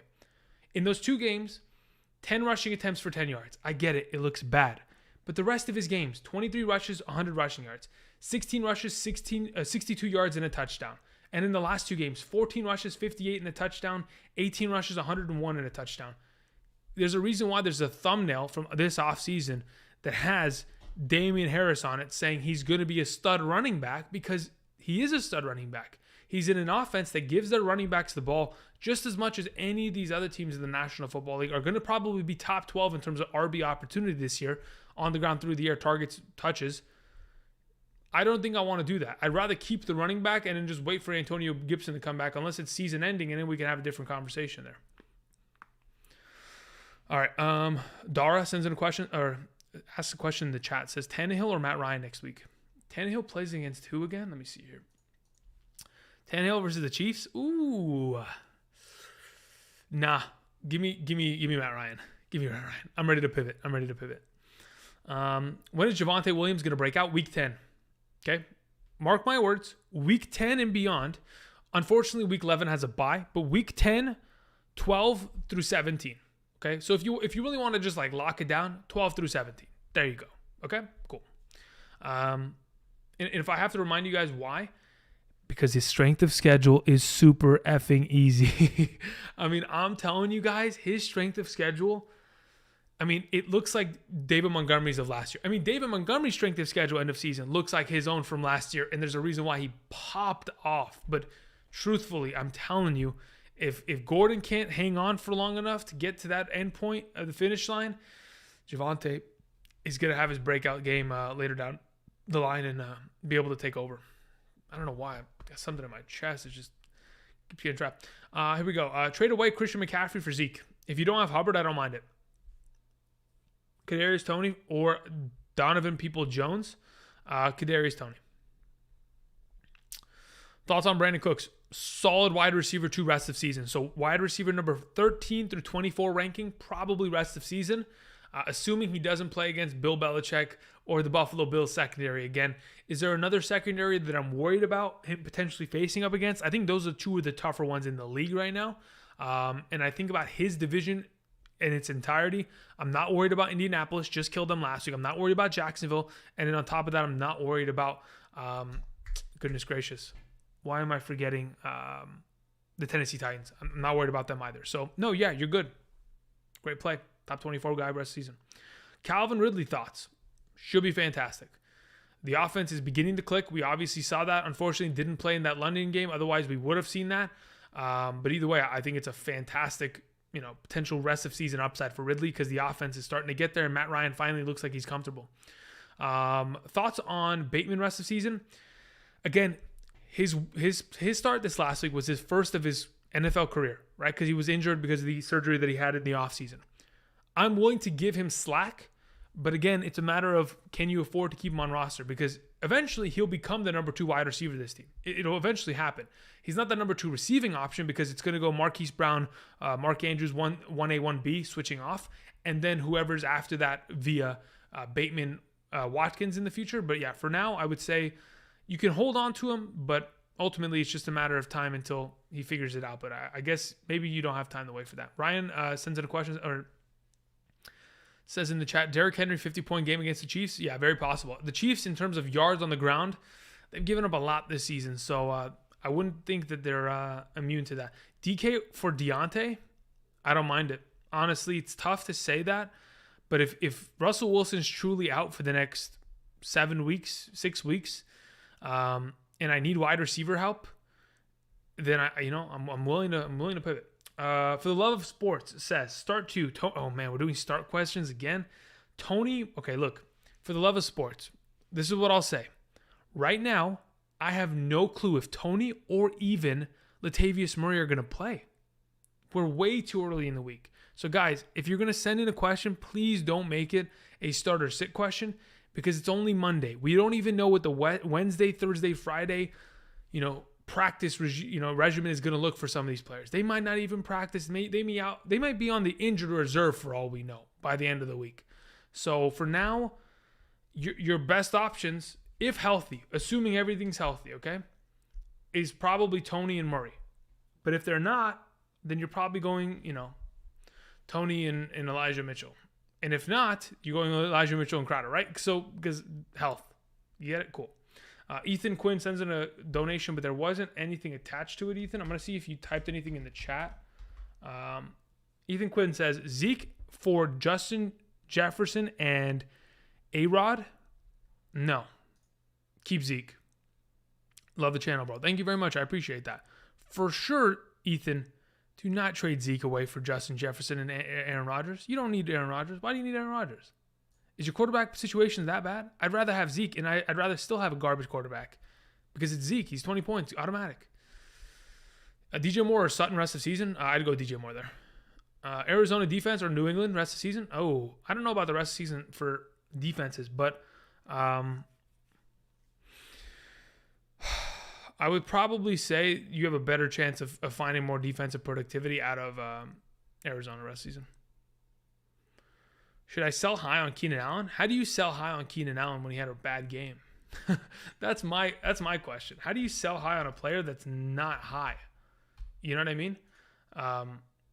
He's coming off of a game of 5 catches for 50 yards and 6 catches for 75 yards and 7 catches for 36 yards. So technically, even in a full PPR, the best game he's had in the last 3 weeks is 13.5 points. Otherwise, he's a 10-point Andy, which is not good. So, or in half PPR, he's actually worse. My God. So I don't know how you sell high on Keenan Allen technically. Chase Edmonds ? Ty, I don't even know what that means. What does Chase Edmonds ? mean? Like, thoughts? Like, I don't understand. Does that mean, are we playing him? Like, is he still injured? Like, I don't know what that means. Context, people. I need more context. Let's see here. I'm RB desperate. Who should I trade Kelsey away for? That's a really good question. Okay. Let's see what we can figure out here. Who do we want to trade Kelsey for? Let's see here. Let's go to the running back list for this season. Let's go season. I don't know what your scoring format is. We're going to assume that it's half PPR to meet it in the middle. All right. So this season thus far, Travis Kelce's put up 90 fantasy points. He's averaging about 15 points per game. So who's another player that averages a little bit more that you can get in exchange and be happy with? Najee Harris, I'll take it. Austin Eckler, I'll take it. Zeke, I'll take it. Jonathan, let me tell you what I'll take and what I probably, and then I'll stop when I'm not willing to. So I'll take Henry, Eckler, Zeke, Taylor, Najee Harris. The conversation could be had for Aaron Jones. I think if you're in desperate need for running back, that I don't mind Aaron Jones. I'll take Kamara. I'll take Dalvin Cook. Outside of that, Swift, I'm kind of on the borderline of, I don't know if I really want to take Swift there. But again, if you're desperate for running back, you certainly can. I think there's a lot more potential upside from Kelsey to come rest of the season. A lot of 20-point games going to come down the line. For Chubb, that's a question as to whether or not he's going to be healthy anytime soon. So, yeah, you heard the ones that I'm interested in. Try to go get one of those if you can. For the love of sports, okay, yeah, that was a question that we answered. Vance Walker. Bob Vance Refrigeration. Okay, so Vance sent in a question, or sent in a donation, but there was no question attached to it. So let me see if I can find you in the chat. It says, I'm 1-5, lost by 0.5 this week and 0.25 last week. Chubb hurt, Saquon hurt, Williams with COVID, and Ridley was on the bye. Oh, man. Whew. Okay. I don't know what I did to deserve this. Vance Walker, I'm going to keep it a full stack with you, okay? This is why I always say if you can play in more fantasy leagues than you typically do, you should.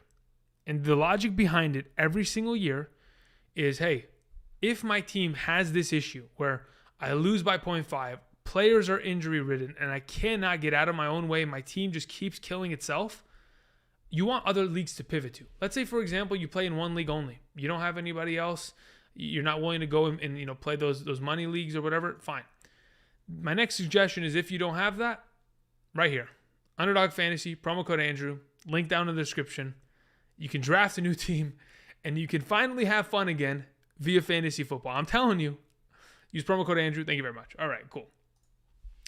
What do we have here? Yeah, that is tough. Martin, it is tough. That's disgusting. Should I sell high on Cortland Sutton? If so, then who? I mean, look, the value of a player is only what somebody is willing to give to pay for that player. Is Cortland Sutton a sell high candidate? Absolutely. What can I get in exchange for Cortland Sutton? Let's see here. Terry McLaurin, I'll take it. DJ Moore, I'll take it. Calvin Ridley, I'll take it. Those are 3 good options that if you can go get right now, I would try to. What else could we get for him? I don't think you can get that. No. Yeah, let's try those. Give it a shot. No stone unturned.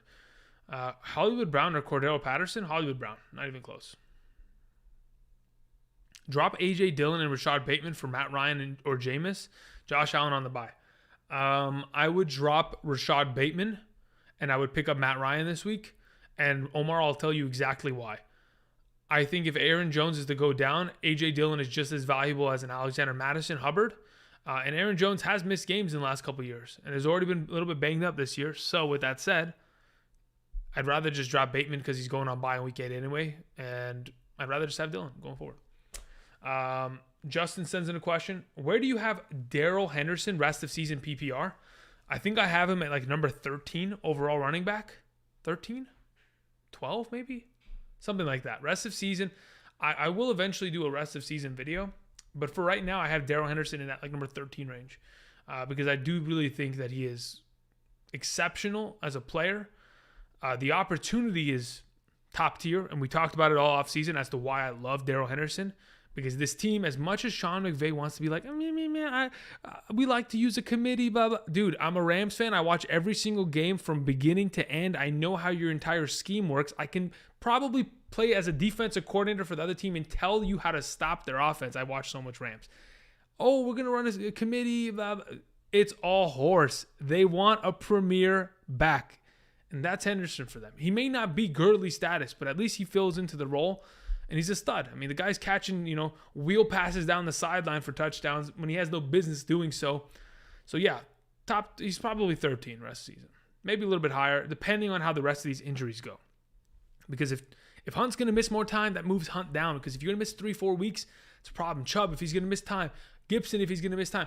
Then we're starting to move Henderson into that top 12 to, 10 category. And maybe he, takes over.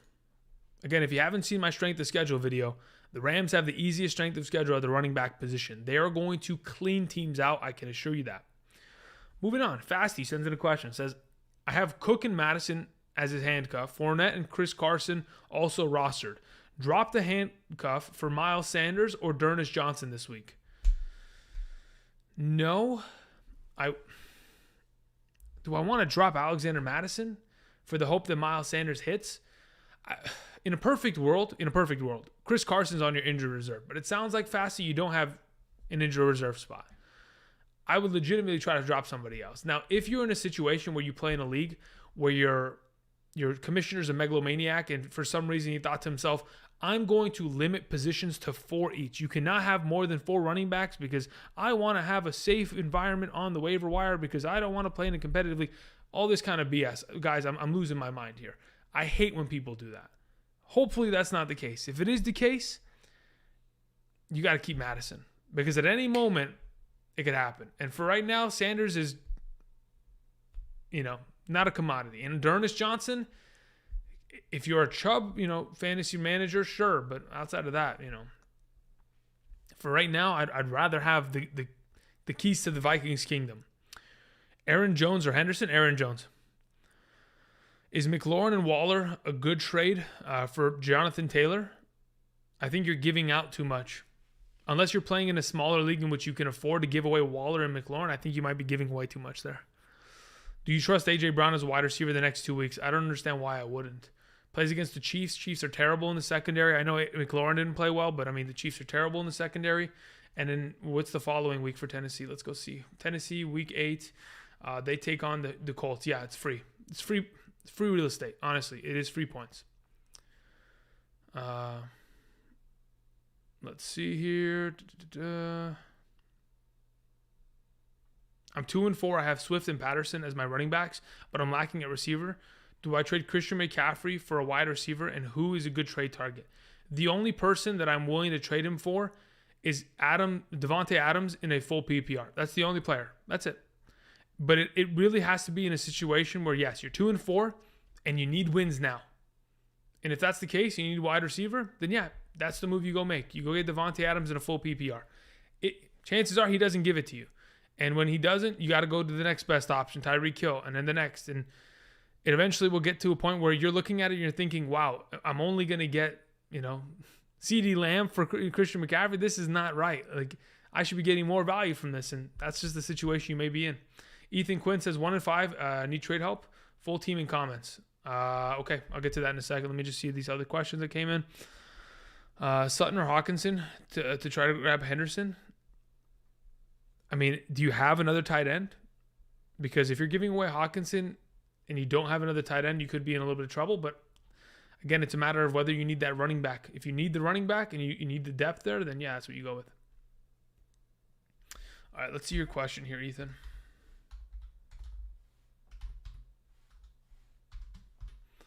All right, Ethan Quinn, 1-5. Need trade help. My running backs are Zeke, Carson, Edmonds, and Collins, and Connor. My wide receivers are Deontay Johnson, Cooks, Woods, Pittman, and Shepard. I also have Tannehill as my quarterback and Schultz as my tight end. Any suggestions? Tannehill needs to be changed immediately. Follow up to that, running backs are okay with. I mean, Carson's not good. You need to trade Carson probably. I mean, you have Collins there in exchange, I guess. So maybe you roll with that going forward. But I don't even know if Collins is healthy. Wide receivers are good. They're fine. I mean, you'll live with your wide receivers. It's more of the quarterback issue and your RB2. So you need to change your quarterback immediately.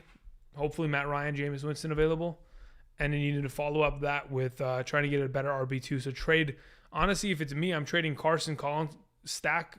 And I might try to mortgage your whole team, just like in Monopoly. Just mortgage half of these running backs and just go buy something else just so you can survive the next couple weeks. Because if you go from 1-5 to 1-6, your playoff chances are dead.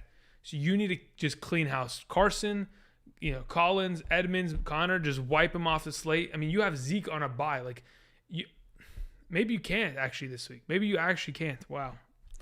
Maybe you actually can't now that I'm thinking about it.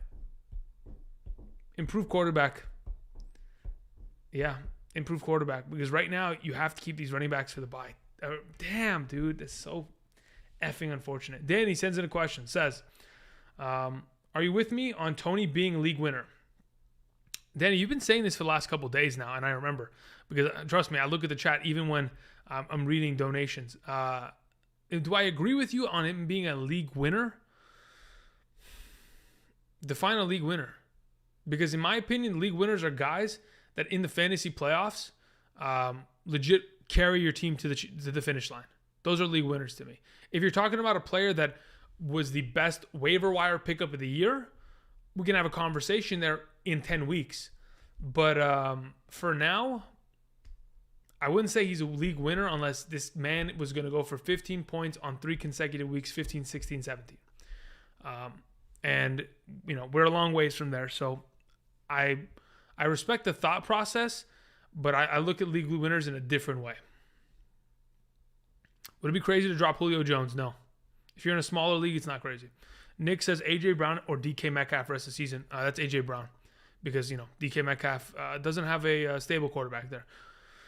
I have Noah Fant at tight end. Should I pick up Goddard? Yes. On the waivers and drop Devonta Smith? I'm good at wide receiver. Yeah, I don't mind that. Mainly because Goddard's going to have a lot of upside going forward. Any improvements that can be made, suggested on my team.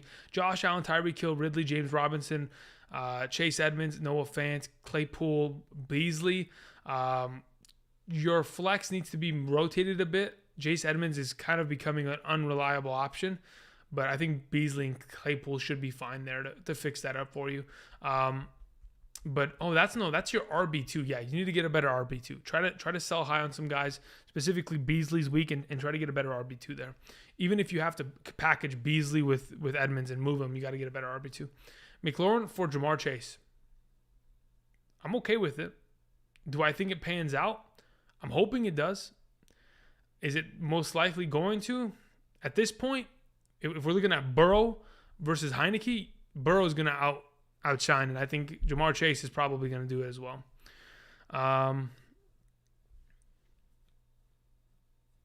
Let's see here. Okay. Why Devontae Smith so unreliable? Dude, that's the wide receiver position as a whole. Like, legitimately, the wide receiver position from front to back is the most volatile thing you will ever see. I was talking about this the last time I streamed. I think it was either last Thursday. I don't know when it was. I think it was last Thursday when I streamed. I was talking about when all said is done at the end of a year, if a singular wide receiver has 6 wide receiver 1 performances, meaning they were among the top 12 in a given week 6 or more times in a year, they're a top 12 wide receiver, like outright, because it just takes so much to get up there. And it is such a volatile position because, again, when we talk about running backs, like in reality, how many of these running backs can really make the top 12? Like maybe there's 25 of them every week that might be able to make the top 12.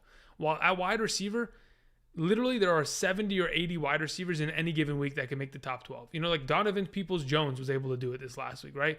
There are guys that just come out of nowhere every single week at wide receiver, just, you know, and mainly to follow up that in terms of wide receiver, you know, inconsistency, when your quarterback is throwing the ball 12 for 24 passing and just running for touchdowns, you know, Devonta Smith isn't going to be there every week, right? So it's just tough. Let's see here. Trade Debo for Keenan Allen? No, I'd rather have Debo Samuel. Let's see here. Nick says, okay, yeah, we did that. All right, cool.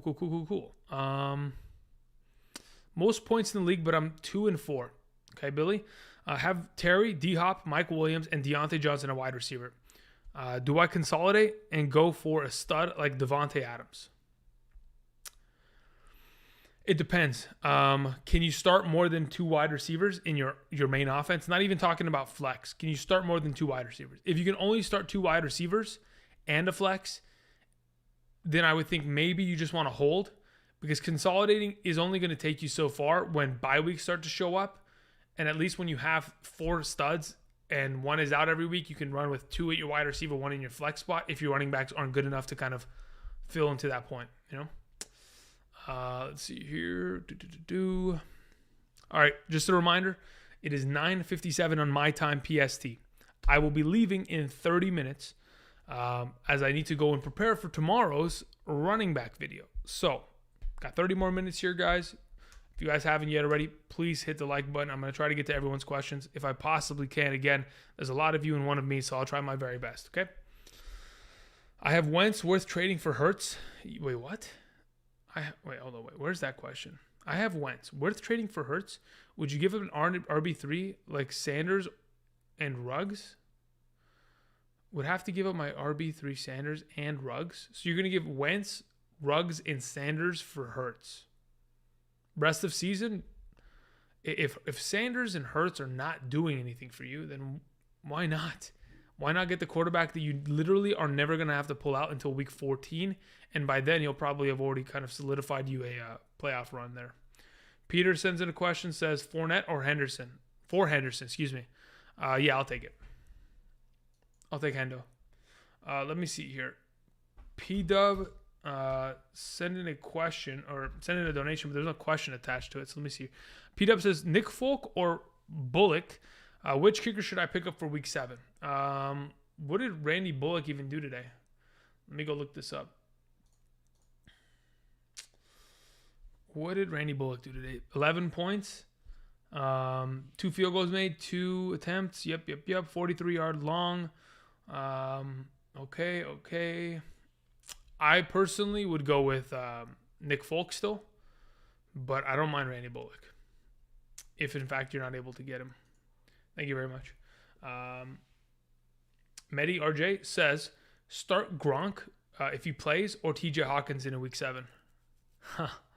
I don't even... Okay. Let's say, for example, we're in a universe in which Gronk is playing this week, okay? Would I play Gronk against Chicago or Hawkinson versus the Rams? Man. If Gronk is playing and he's a full go, full practice, everything, I'm playing Gronk. If that's not the case, of course, then you just pivot to TJ Hawkinson and you're good to go. Also, Cordero Patterson or AB at the flex? That's a great question. I have no clue, but at this point, I'm probably rolling with AB. I just think there's way more upside. Love the videos, by the way. Thank you very much. I appreciate the kind words there. All right, let's see here. Follow-up questions. Let's see here. Okay. Give Tannehill one more chance against the Chiefs now. It's not worth it. Derrick Henry's a machine, and he's just eating, man. He's eating everything. Have Hurts and Herbert. Would you move one for more depth? Absolutely. Brenton, you should. Specifically, I think you can probably, if you want Herbert, right? Because technically, in terms of consistency, they're both on the same page. Obviously, Herbert has more upside, but also has more downside because not as much rushing ability. If you're okay playing Jalen Hurts the rest of the season, you could trade, Herbert right now as he has a week 7 bye and be fine. Or you can wait for him to come off the bye week in week 8 and trade away Hurts in week 8, and then you're good to go. But yeah, you should absolutely never hold 2 stud wide receivers in that capacity. So that's my suggestion. Let's see here. Direct Fire Dave says, I'm 1-5 now. PPR and point per carry and 2 quarterbacks. All right. First and foremost, you got to stop playing in point per carry leagues. You can't do it. It's not real fantasy football. Now, I'm not here trying to be the fantasy football police, but point per carry just doesn't make sense. It doesn't. It skews everything out of balance. There's a reason why, the formula of fantasy football has designated half and full PPR as balanced leagues because it's been 20 years of them continuously playing it to kind of adjust everything to get to that point. There used to be leagues where it was only touchdowns for a reason, right? Because they didn't really know what to do. And now that the formula is perfect, you got to get away from point per carry. But that said, Stafford, Tua, Baker as your quarterbacks, Mixon, Moss, Booker, Dillon as your running backs. We have Johnson, Deontay Johnson, Woods, A.J. Brown, Myers, Callaway at wide receiver, OBJ as well, Waller at tight end. Salvageable question mark. I'm going to be totally honest. I think it's not salvageable. And this is just pure honesty because I don't want to, blow smoke. In a point per carry league, your first 4 picks should be running backs. Straight up. Honestly, they should all be running backs. Even in a 2 QB league, I don't even care. In a point per carry league, I would want all of the running backs in the world. All of them. I know someone that is on my Patreon. David, I don't know if you're in here. David plays in a point per carry league. And I told him specifically, dude, draft running backs for the first 4 rounds in a row, and it will not miss. It won't. Even in a full point PPR, because when the guys are running the ball 15 times a damn game, when Derrick Henry's running the ball 30 times a game, who's going to outscore him? Nobody. So, anyway, it is tough, Dave. I would hope that I could give you some sort of advice to salvage this, but you need running back depth, and you don't have it because Moss, Dillon, and Booker just aren't going to pull it, my guy. They're not going to pull it. Like going Waller early, not worth it. So, yeah, the running backs needed to be prioritized in that scenario. What receiver are you trading Hollywood for? What receiver am I trading Hollywood for? Anybody that's, oh man, it depends what scoring format it is. But if we're just talking about in a vacuum, half PPR, who am I trading Hollywood Brown for? Kupp, Hill, Mike Williams, Devontae Adams, Jamar Chase.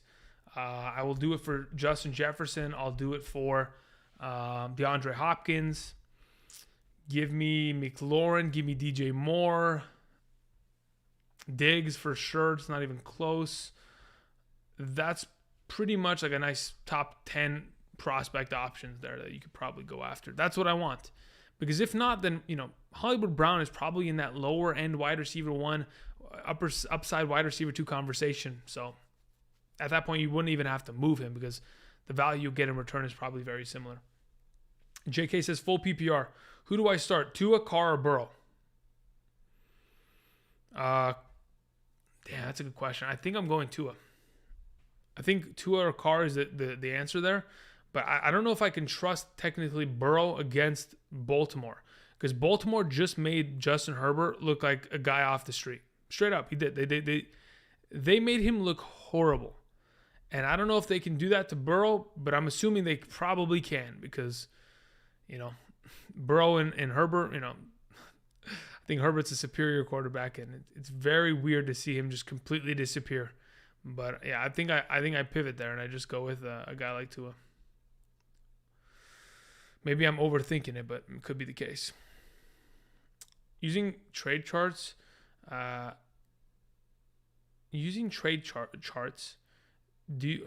do you do the math for a 2-for-1? That's a question for literally like an entire episode, legit. Because it's not a matter of like 2-for-1 math. It's a matter of like, okay, yes, the two players on a weekly basis most likely are going to outscore X player. But if I'm just going to explain it quickly, let's say, for example, both the players you're trading are averaging 10 points per game. Great. So combined 20 points. If you're going to trade that for a guy that's scoring 15 points per game, okay, you're not only going to play the guy that's scoring 15, but you'll have the opportunity to play another guy in another position that'll get you, let's say, for example, 10 points. So you're basically gaining that 15, but as a roster, you're having a 25 versus a 20. Does that make sense? Hopefully that kind of short and sweet kind of gets it. Sean says let's see here. Trade I get Derrick Henry and Gronk, and I give away Mike Williams and Chris Carson. Yes, thank you. I'll take it. Do I trade Kelsey for a better RB? 10-team league with Montgomery, Edmonds, and Damian Harris. Depends what your record is, Francisco. If you can't survive with... I mean, look, I think you will be able to survive with Kelsey. I think he'll be better in the coming weeks. So just don't worry about it for now. But I think you'll be fine with Harris and Edmonds from now until, Montgomery's kind of back. But hey, listen, if you have a better second tight end, you got like Goddard or like Fant back there, and you're willing to like just move Kelsey, get a solid RB, and then upgrade your tight end to one of those guys that is sitting on your bench, then yeah, that's an option. But again, just depends if you have that. Do you think Cordero Patterson will have 15 fantasy points per game rest of the season? In a full PPR, I mean, there's a chance. If the guy's going to catch the ball 5 times for 50 yards every game, okay, he's going to get a baseline of 10 points. And then probably get himself like 25 to 30 rushing yards per game. Then we move that to a 12.5 point thing. The potential upside from 12.5 to 18.5 off of one scoring play and an extra yards to going to 22, 24, it is so valuable that, yeah, he could very easily be in that range. Andrew, should I trade Saquon for Cordero Patterson and Marquise? Please help. I don't know what your record is, Sam. I don't know what your running backs look like. If you're trading away Saquon for Cordero Patterson, and like Saquon should be back in a week, right? Like he should be back week 8. Are we really willing to break him off for Cordero and Marquise Brown? I don't think I am, because I think he'll be back soon. Trade high for Fournette or keep. Trade high on Fournette or keep. I have Najee Harris and Moss. I would keep him. I mean, unless you're going to get Alvin Kamara, Dalvin Cook. I think you're in a pretty... I mean, I don't think anybody's going to give you any of the top guys at this point. I don't know if anybody's breaking those guys off right now. So I think you just hold right now and just keep riding. OBJ or Beasley? Is this like rest of the season, Carlos? Let's say it's rest of the season. I prefer OBJ.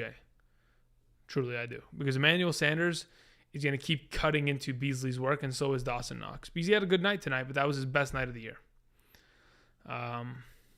Would you play Allen Robinson or keep him in hopes that he gets traded? I don't think they're going to trade him. He could, but there's no guarantee of it. I haven't heard anything. Last year, I was hearing about, a couple guys being traded. Last season, this time, the rumors for Julio being traded and Kyle Rudolph being traded were already spinning, but nothing came of it. It just depends on how much this team wants to trade him. They owe him a lot of money this year because he's on the franchise tag, but I don't think he's I don't know if they're going to actively try to move him because they're still trying to win and keep their job there in Chicago. And I don't know if Matt Nagy's for sure solidified his job yet. He could at any moment go on a losing streak and lose his job like that. Sean sends in a question, says half PPR. I have Derrick Henry, Mixon, and Kareem Hunt. I have Thielen, Devonta Smith, and Claypool at wide receiver. Do I do a Mixon for DeAndre Hopkins trade? No. Look, I think DeAndre Hopkins and Mixon has very similar value. Even going back to like where I had it in the pre-draft process, they have very similar value. Because Kareem Hunt is likely going to miss a couple weeks here, you probably don't want to lose Mixon. Because if you lose Mixon here, who's going to be your RB2 for the next 3 weeks? And can you survive without an RB2? I know Derrick Henry's going to play well, but if you don't have an RB2 to help you, you might end up losing some games here. And it might end up hurting you more than helping you. Derek says, need a DST, drop Hunter Henry, Mike Davis, Pollard, or Zach Moss. If you don't have Ezekiel Elliott on roster, I'm probably dropping Pollard there. If you do have Zeke on roster, I'm dropping Mike Davis. Because unless you have a better tight end than Hunter Henry, I think Hunter Henry is still good rest of the season. Just had a rough game there against Dallas. So yeah, that would be my DST suggestion. Hey Andrew, I'm 5-1. My RBs are Najee Harris, Gibson, and Christian McCaffrey. With this lingering Gibson injury and Christian McCaffrey on IR, what should I do? You can try to trade one. I mean, in reality, you have to maybe, but you don't really have to. I think you can survive probably at 5-1, putting in a random RB at number 2. Like, if you really want to, you're like, all right, I'm going to go trade Gibson because I want Christian McCaffrey once he comes back. But it also is a question of whether or not Gibson even misses time, because he may not miss time. Yeah, he was injured, but he may not miss time. He's a tough son of a gun, so you never know. But you for sure, you at least want to maybe move one. I think Gibson's probably the guy I want to move anyway, and try to recoup some RB value there. Is it smart to play all the defenses against Urban Meyer's Jaguars because he's a schmuck? Samuel Lee, I think that's not a bad idea. I think you have the right idea in that capacity. Lucas says I'm 5-1 because of you, bro. Nah, you're 5-1 because you drafted correctly and you've chosen correctly. Like, I appreciate you trying to give me the credit, but let's just take it one step at a time, okay? You guys are making the decision at the end of the day. I'm not making your decision. You may come to me and ask me for advice and give you my suggestions, but in reality, you have to set your lineup every week. I'm not the one that's over there on your phone right before the game setting the lineup. That's you, right? So you are just as much, if not more, for sure, of the potential sway here or there as to whether or not your team succeeds or not, right? Because you make those final decisions. So I appreciate you trying to give the credit, but either way, a lot of it has to do with you guys and the decisions you make. And of course, again, though you may come to me and ask me for suggestions, a lot of the stuff that happens when I'm not around, when you're going and asking for trades and you're going and looking for different things in your league, that's what wins and loses you the league, straight up. The decisions you make for the waiver wire, the trades that you make, those are the biggest decision makers, and whether or not your team is going to get it to the next level. Devin sends in a question. It wasn't even a question. It was just a shiny coin. I appreciate that, Devin. Let's see here. Okay, a couple questions here. Hey, Andrew, trade away Thielen and Fournette for Dalvin Cook. I'm in a half PPR 14-team league. Would you take it? My other running back is Henry, and I have Lamb and Cooks as wide receiver. Okay. In a vacuum, yes. If you don't have Madison, it hurts, but I think I'm doing it. I would take the Dalvin Cook there because I think that wins you the league, in all honesty. Because I don't see a team being able to beat a Derrick Henry, Dalvin Cook squad. I don't. Can you guys help, or should I trade? Should I trade Michael Thomas and where is it? Antonio Brown? Sorry, Michael Thomas for Antonio Brown. Lee, Shakur, for sure. Trade Michael Thomas for Antonio Brown, for sure. Not even question. Let's see here. Cordero Patterson has to be the most polarizing player in fantasy. What are your thoughts on him right now, rest of season? In a full PPR, I'm all about it because I don't see him disappearing in the PPR work. Because as long as the Falcons are a bad team, which they are, and it's not going to change, you can't change that over the next couple weeks. As a whole, systemically, they don't have the personnel to be a good team, whether it is offense or defensively. So they're not going to be winning games. And as you're not winning games, you're not leading in score, you're throwing the entire time. And what are you going to do when you're throwing the entire time? Checking it down because your offensive line sucks. So as though he is polarizing because you could probably sell him for a higher, I play with leagues where people are not dumb enough to take Cordero Patterson because they know he's trying to just dump it off and hope that it fails. So in reality, I've kind of looked at it in the last couple of weeks as, to be honest, why wouldn't I just go ahead and keep my Cordero Patterson share? Because it looks like Mike Davis isn't doing shit for the next, 2 months. I don't really think he's doing anything for the next 2 months. So it's tough. George says DK and DeAndre Hopkins for Kamara. DK plus Hopkins for Henderson and Ridley. I'd rather have the Henderson and Ridley, I think. Because the thing about Kamara is, damn, do I want Kamara or Henderson or Ridley? I don't know what Kamara we're going to get, man. If Kamara's catching the ball 5+ times every game for 50 yards, I don't mind the Kamara play there. But I think Henderson and Ridley is probably your safer bet right now. Because I don't know what Kamara we're seeing the rest of the season. I really don't. We get some weeks where he's great and some weeks where Taysom Hill's running in 2 touchdowns, right? And that's just scary. Would you trade Michael Thomas for Chuba? Need an RB2 for the next 2 weeks with Hunt hurt. Justin, do you have Christian McCaffrey? Because if you don't, I think you can probably get a better option there. I feel like you must be able to get a better option than Chuba Hubbard there, right? Gotta be. Diego says, hey, Andrew, what do you think about Debo and Fournette for Aaron Jones? I think I'm going to keep Fournette and Debo in that capacity. I'm 4-1, and I have Hill and Zeke. Yeah, I think I'm keeping Fournette and Debo. I think both those guys could very easily be in that conversation of very high upside RB and wide receiver 2s, and they give you so much depth on your roster that Aaron Jones is going to have to score a lot of touchdowns, and A.J. Dillon's kind of crawling behind him and is closely kind of catching up. Breathing down his neck. All right. Hunter says 4-2 PPR. Should I trade away Cordero Patterson for Fournette and Kadarius? I'm sorry. You're going to trade away Cordero Patterson for Leonard Fournette and Kadarius Toney? How? How would you do that? If you can, yes, do that. What the heck? No questions asked. Do that immediately. I don't even need Toney. If you're going to give me Leonard Fournette for Cordero Patterson, I would do it. Not in a single one of my leagues could I get that trade to happen. Not in a single one.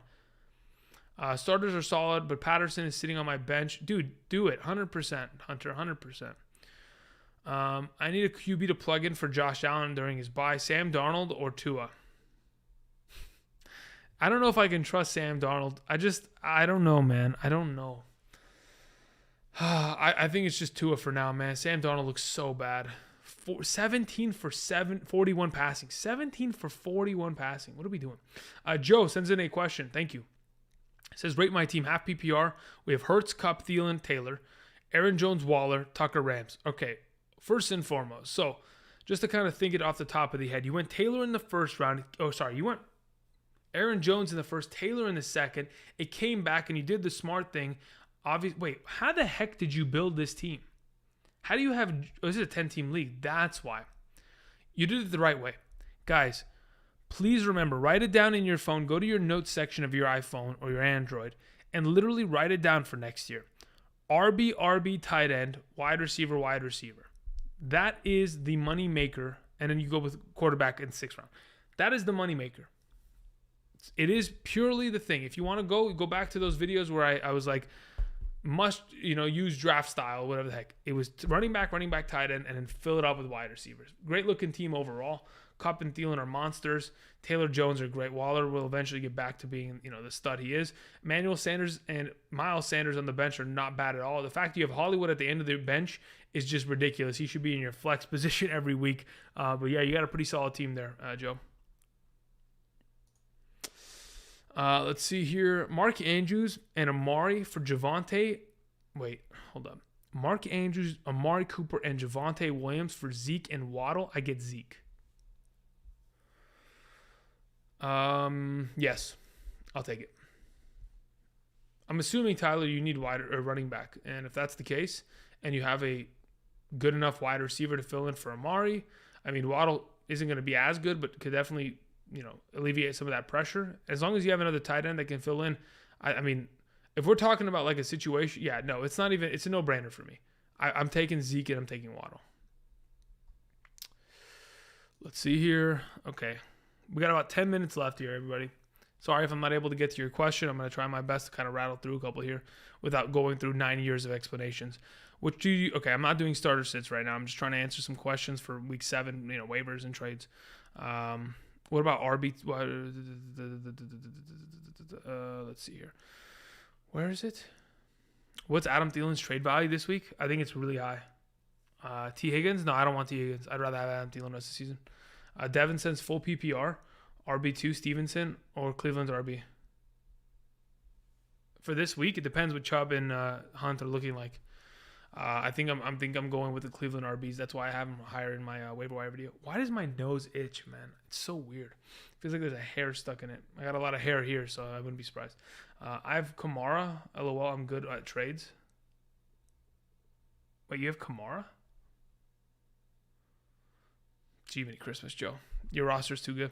Damian Williams coming back in week 7? I have no clue. COVID could knock him out for 2 weeks for all we know. Cooper and Hunt for Thielen? What? No, I'd rather have Amari Cooper and Kareem Hunt instead of Thielen, 100%. Waller for Fournette. If you have a backup tight end that's good enough, I'm okay with it. But if you're in a full PPR and Waller gets on fire, you might be in trouble. Are we starting Tyler Lockett or benching him? Bench him, Marco. Bench him. Kenyon Drake rest of season? Not interested. Legitimately, I don't care. 2 wide open touchdowns. It is what it is. Is he going to do it again? Maybe. Do I care? No. I don't really like Kenyon Drake's usage in that offense. The fact that he's touching the ball less than 8 times and he's scoring 2 touchdowns tells me it's just volatile. It's not going to happen every week. Do you think Khalil Herbert takes the lead role? For what? No, Montgomery's going to come back and eat it up. Even when Damian Williams comes back, he's going to at least split it down the middle. There's no lead role there. Is Khalil Herbert droppable in week 7? Yeah. I mean, he technically is if Damian Williams comes back and they take on the toughest run-stop defense in the league, or second at that with Tampa Bay. Half PPR, which 2 wide receivers would be reasonable to receive in a trade for Derrick Henry? Reasonable? I mean, I want Devontae Adams and I want Justin Jefferson. Like, I want absurdities. Like, Derrick Henry is so good that you better be giving me 2 of the top 5 wide receivers in all reality. Give me Cooper Kupp and give me Tyreek Hill. That's what I want. If not, I'm keeping Derrick Henry. Let's see here. Thoughts on Mike Williams in the Chargers offense? I think he'll be fine. He's just a little, beat up. I think the bye week will definitely serve them well. They need time to recalibrate. They definitely used all of their energy in that game against Cleveland to pull out a victory there. Obviously, this last week were just pretty much, shells in themselves. Who would you trade Christian McCaffrey for? I want a top running back. Like, purely, I want a top running back. So unless I'm getting one of the top, like if you can get Alvin Kamara, Dalvin Cook, that's what I want. At all capacities, I want top tier. Give me Najee Harris, give me Jonathan Taylor. That if you are in a position where you don't have Hubbard and you're struggling, that's what you got to roll with. When do you live stream? Ethan says. Ethan, I typically live stream random times. The number one guaranteed time that I stream every week is Sunday mornings, 8 a.m. to 10 a.m. Pacific Standard Time. I'll talk for like about 2 hours there for lineups, and I'll have my top 36 running back, wide receiver, and then my top 16 quarterback and tight end rankings up to date. It'll be on screen, so you can kind of decipher it from there. But as for other times, I've been streaming as of late, and people were saying, Andrew, stream after games. So I'm thinking Monday, Thursday, because Tuesday night going into the Wednesday is typically a tougher day because of the wide receiver rankings the next day and all that kind of jazz. And then Wednesday going into Thursday because I got to work on all the rankings for Patreon and all that kind of stuff. Again, for those of you who haven't checked out Patreon, unlimited questions answered there, and all of my rankings throughout the week for those of you who are interested.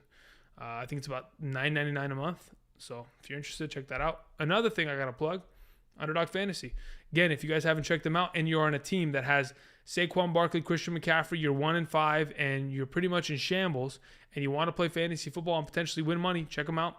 Links down in the description or the video down below. And of course, if you use promo code Andrew with your first deposit of $10 or more, you'll be given $10 in additional bonus cash in order to use, perhaps for this week's Thursday contest to help you win some money. And of course, have fun, because that's the entire point of fantasy football. It's having fun. Jay Meyer sends in a question, says, would you trade away Mike Williams and Pittman for Ridley? I have Diggs, Tony, Bateman, and Thomas. No, I don't think so. I think I'd rather have Mike Williams. He's just a touchdown machine. It's in the offense that they're currently in, he's a touchdown machine. And I don't think Calvin Ridley can catch up to that kind of work. How bad is Knox's injury? I have no clue. I'll call the doctor after today's episode. Give me a second. Let me write that down. Call doctor for Bills. Okay, cool. I'm just kidding. Full head of hair. It's a joke. All I'm saying is I have no clue. It's too early to determine. I think we'll know by tomorrow morning for sure. What do you think is the best value for DJ Moore or Chase? I think Chase is better last season, mainly because of quarterback. What is Kyle Pitts' trade value? I want to go after Kyle Pitts if you can, but he's coming off a 24-point game in London. I don't think you could really get him in exchange. But if you're going to trade Kyle Pitts, go get Darren Waller. Offered Mike Williams for Leonard Fournette. Auto accept. 2 and 4. And Damian Williams, my RB2. If I trade Fournette away in a half PPR, is it an auto accept? I don't know. I mean, I guess it's a matter of whether you need. Do you need wide receiver that badly? That's the question. Because if you do, then okay, we can make that trade. But otherwise, we have Mike Williams dealing with a knee injury going into a bye week. Might come back still injured. Could be tough. Brandon Ayuk after bye week, question mark. If you're interested in pain and suffering raw, then maybe that's the case. But right now, I don't know if I'm buying in on that. What RB can I get for Mike Williams? I think you can get a lot of RBs. Look, my suggestion for Mike Williams would be to start out and trying to get the best of the best and then come down the ladder. So go after, Jonathan Taylor. Not going to happen. Fine. Okay. Next. Try to give me, Alvin Kamara. Not going to work? Okay, fine. James Robinson. Okay. Is that going to work? Maybe. If we can get, potentially DeAndre Swift's, Henderson's, I like those options. But, again, it depends what the format is. I think I'm willing to go after, a James Robinson and probably swap it there because, again, Mike Williams has been one of the best receivers and scores so many damn touchdowns. Jay Meyer, okay. All right, guys, 10:27. I appreciate you guys all getting here, supporting the channel with your viewership, continuing to, of course, smash the like button, come out, support. My apologies for not being able to answer many of your questions. Again, down in the description of the video, we do have my Patreon there for those of you who are trying to support outside of just with your viewership.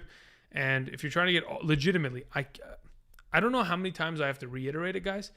For $10 a month, I will literally answer every question that you have for the entire month. Every question. You can seriously sit there and ask 15 questions. It may take a while for me to respond to them because there's so damn many and there's so many people asking, but I'll answer them all. It's a great option there. If you're interested, take it to your advantage. Otherwise, I appreciate you guys coming out. It's 10:28. This is the time I'm going to bow out here. I appreciate you guys a lot. It's been fun.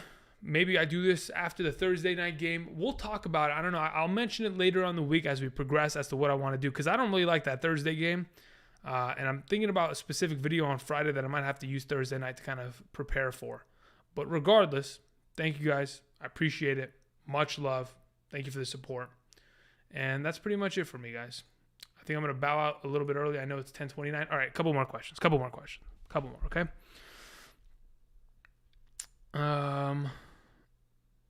Let's see here.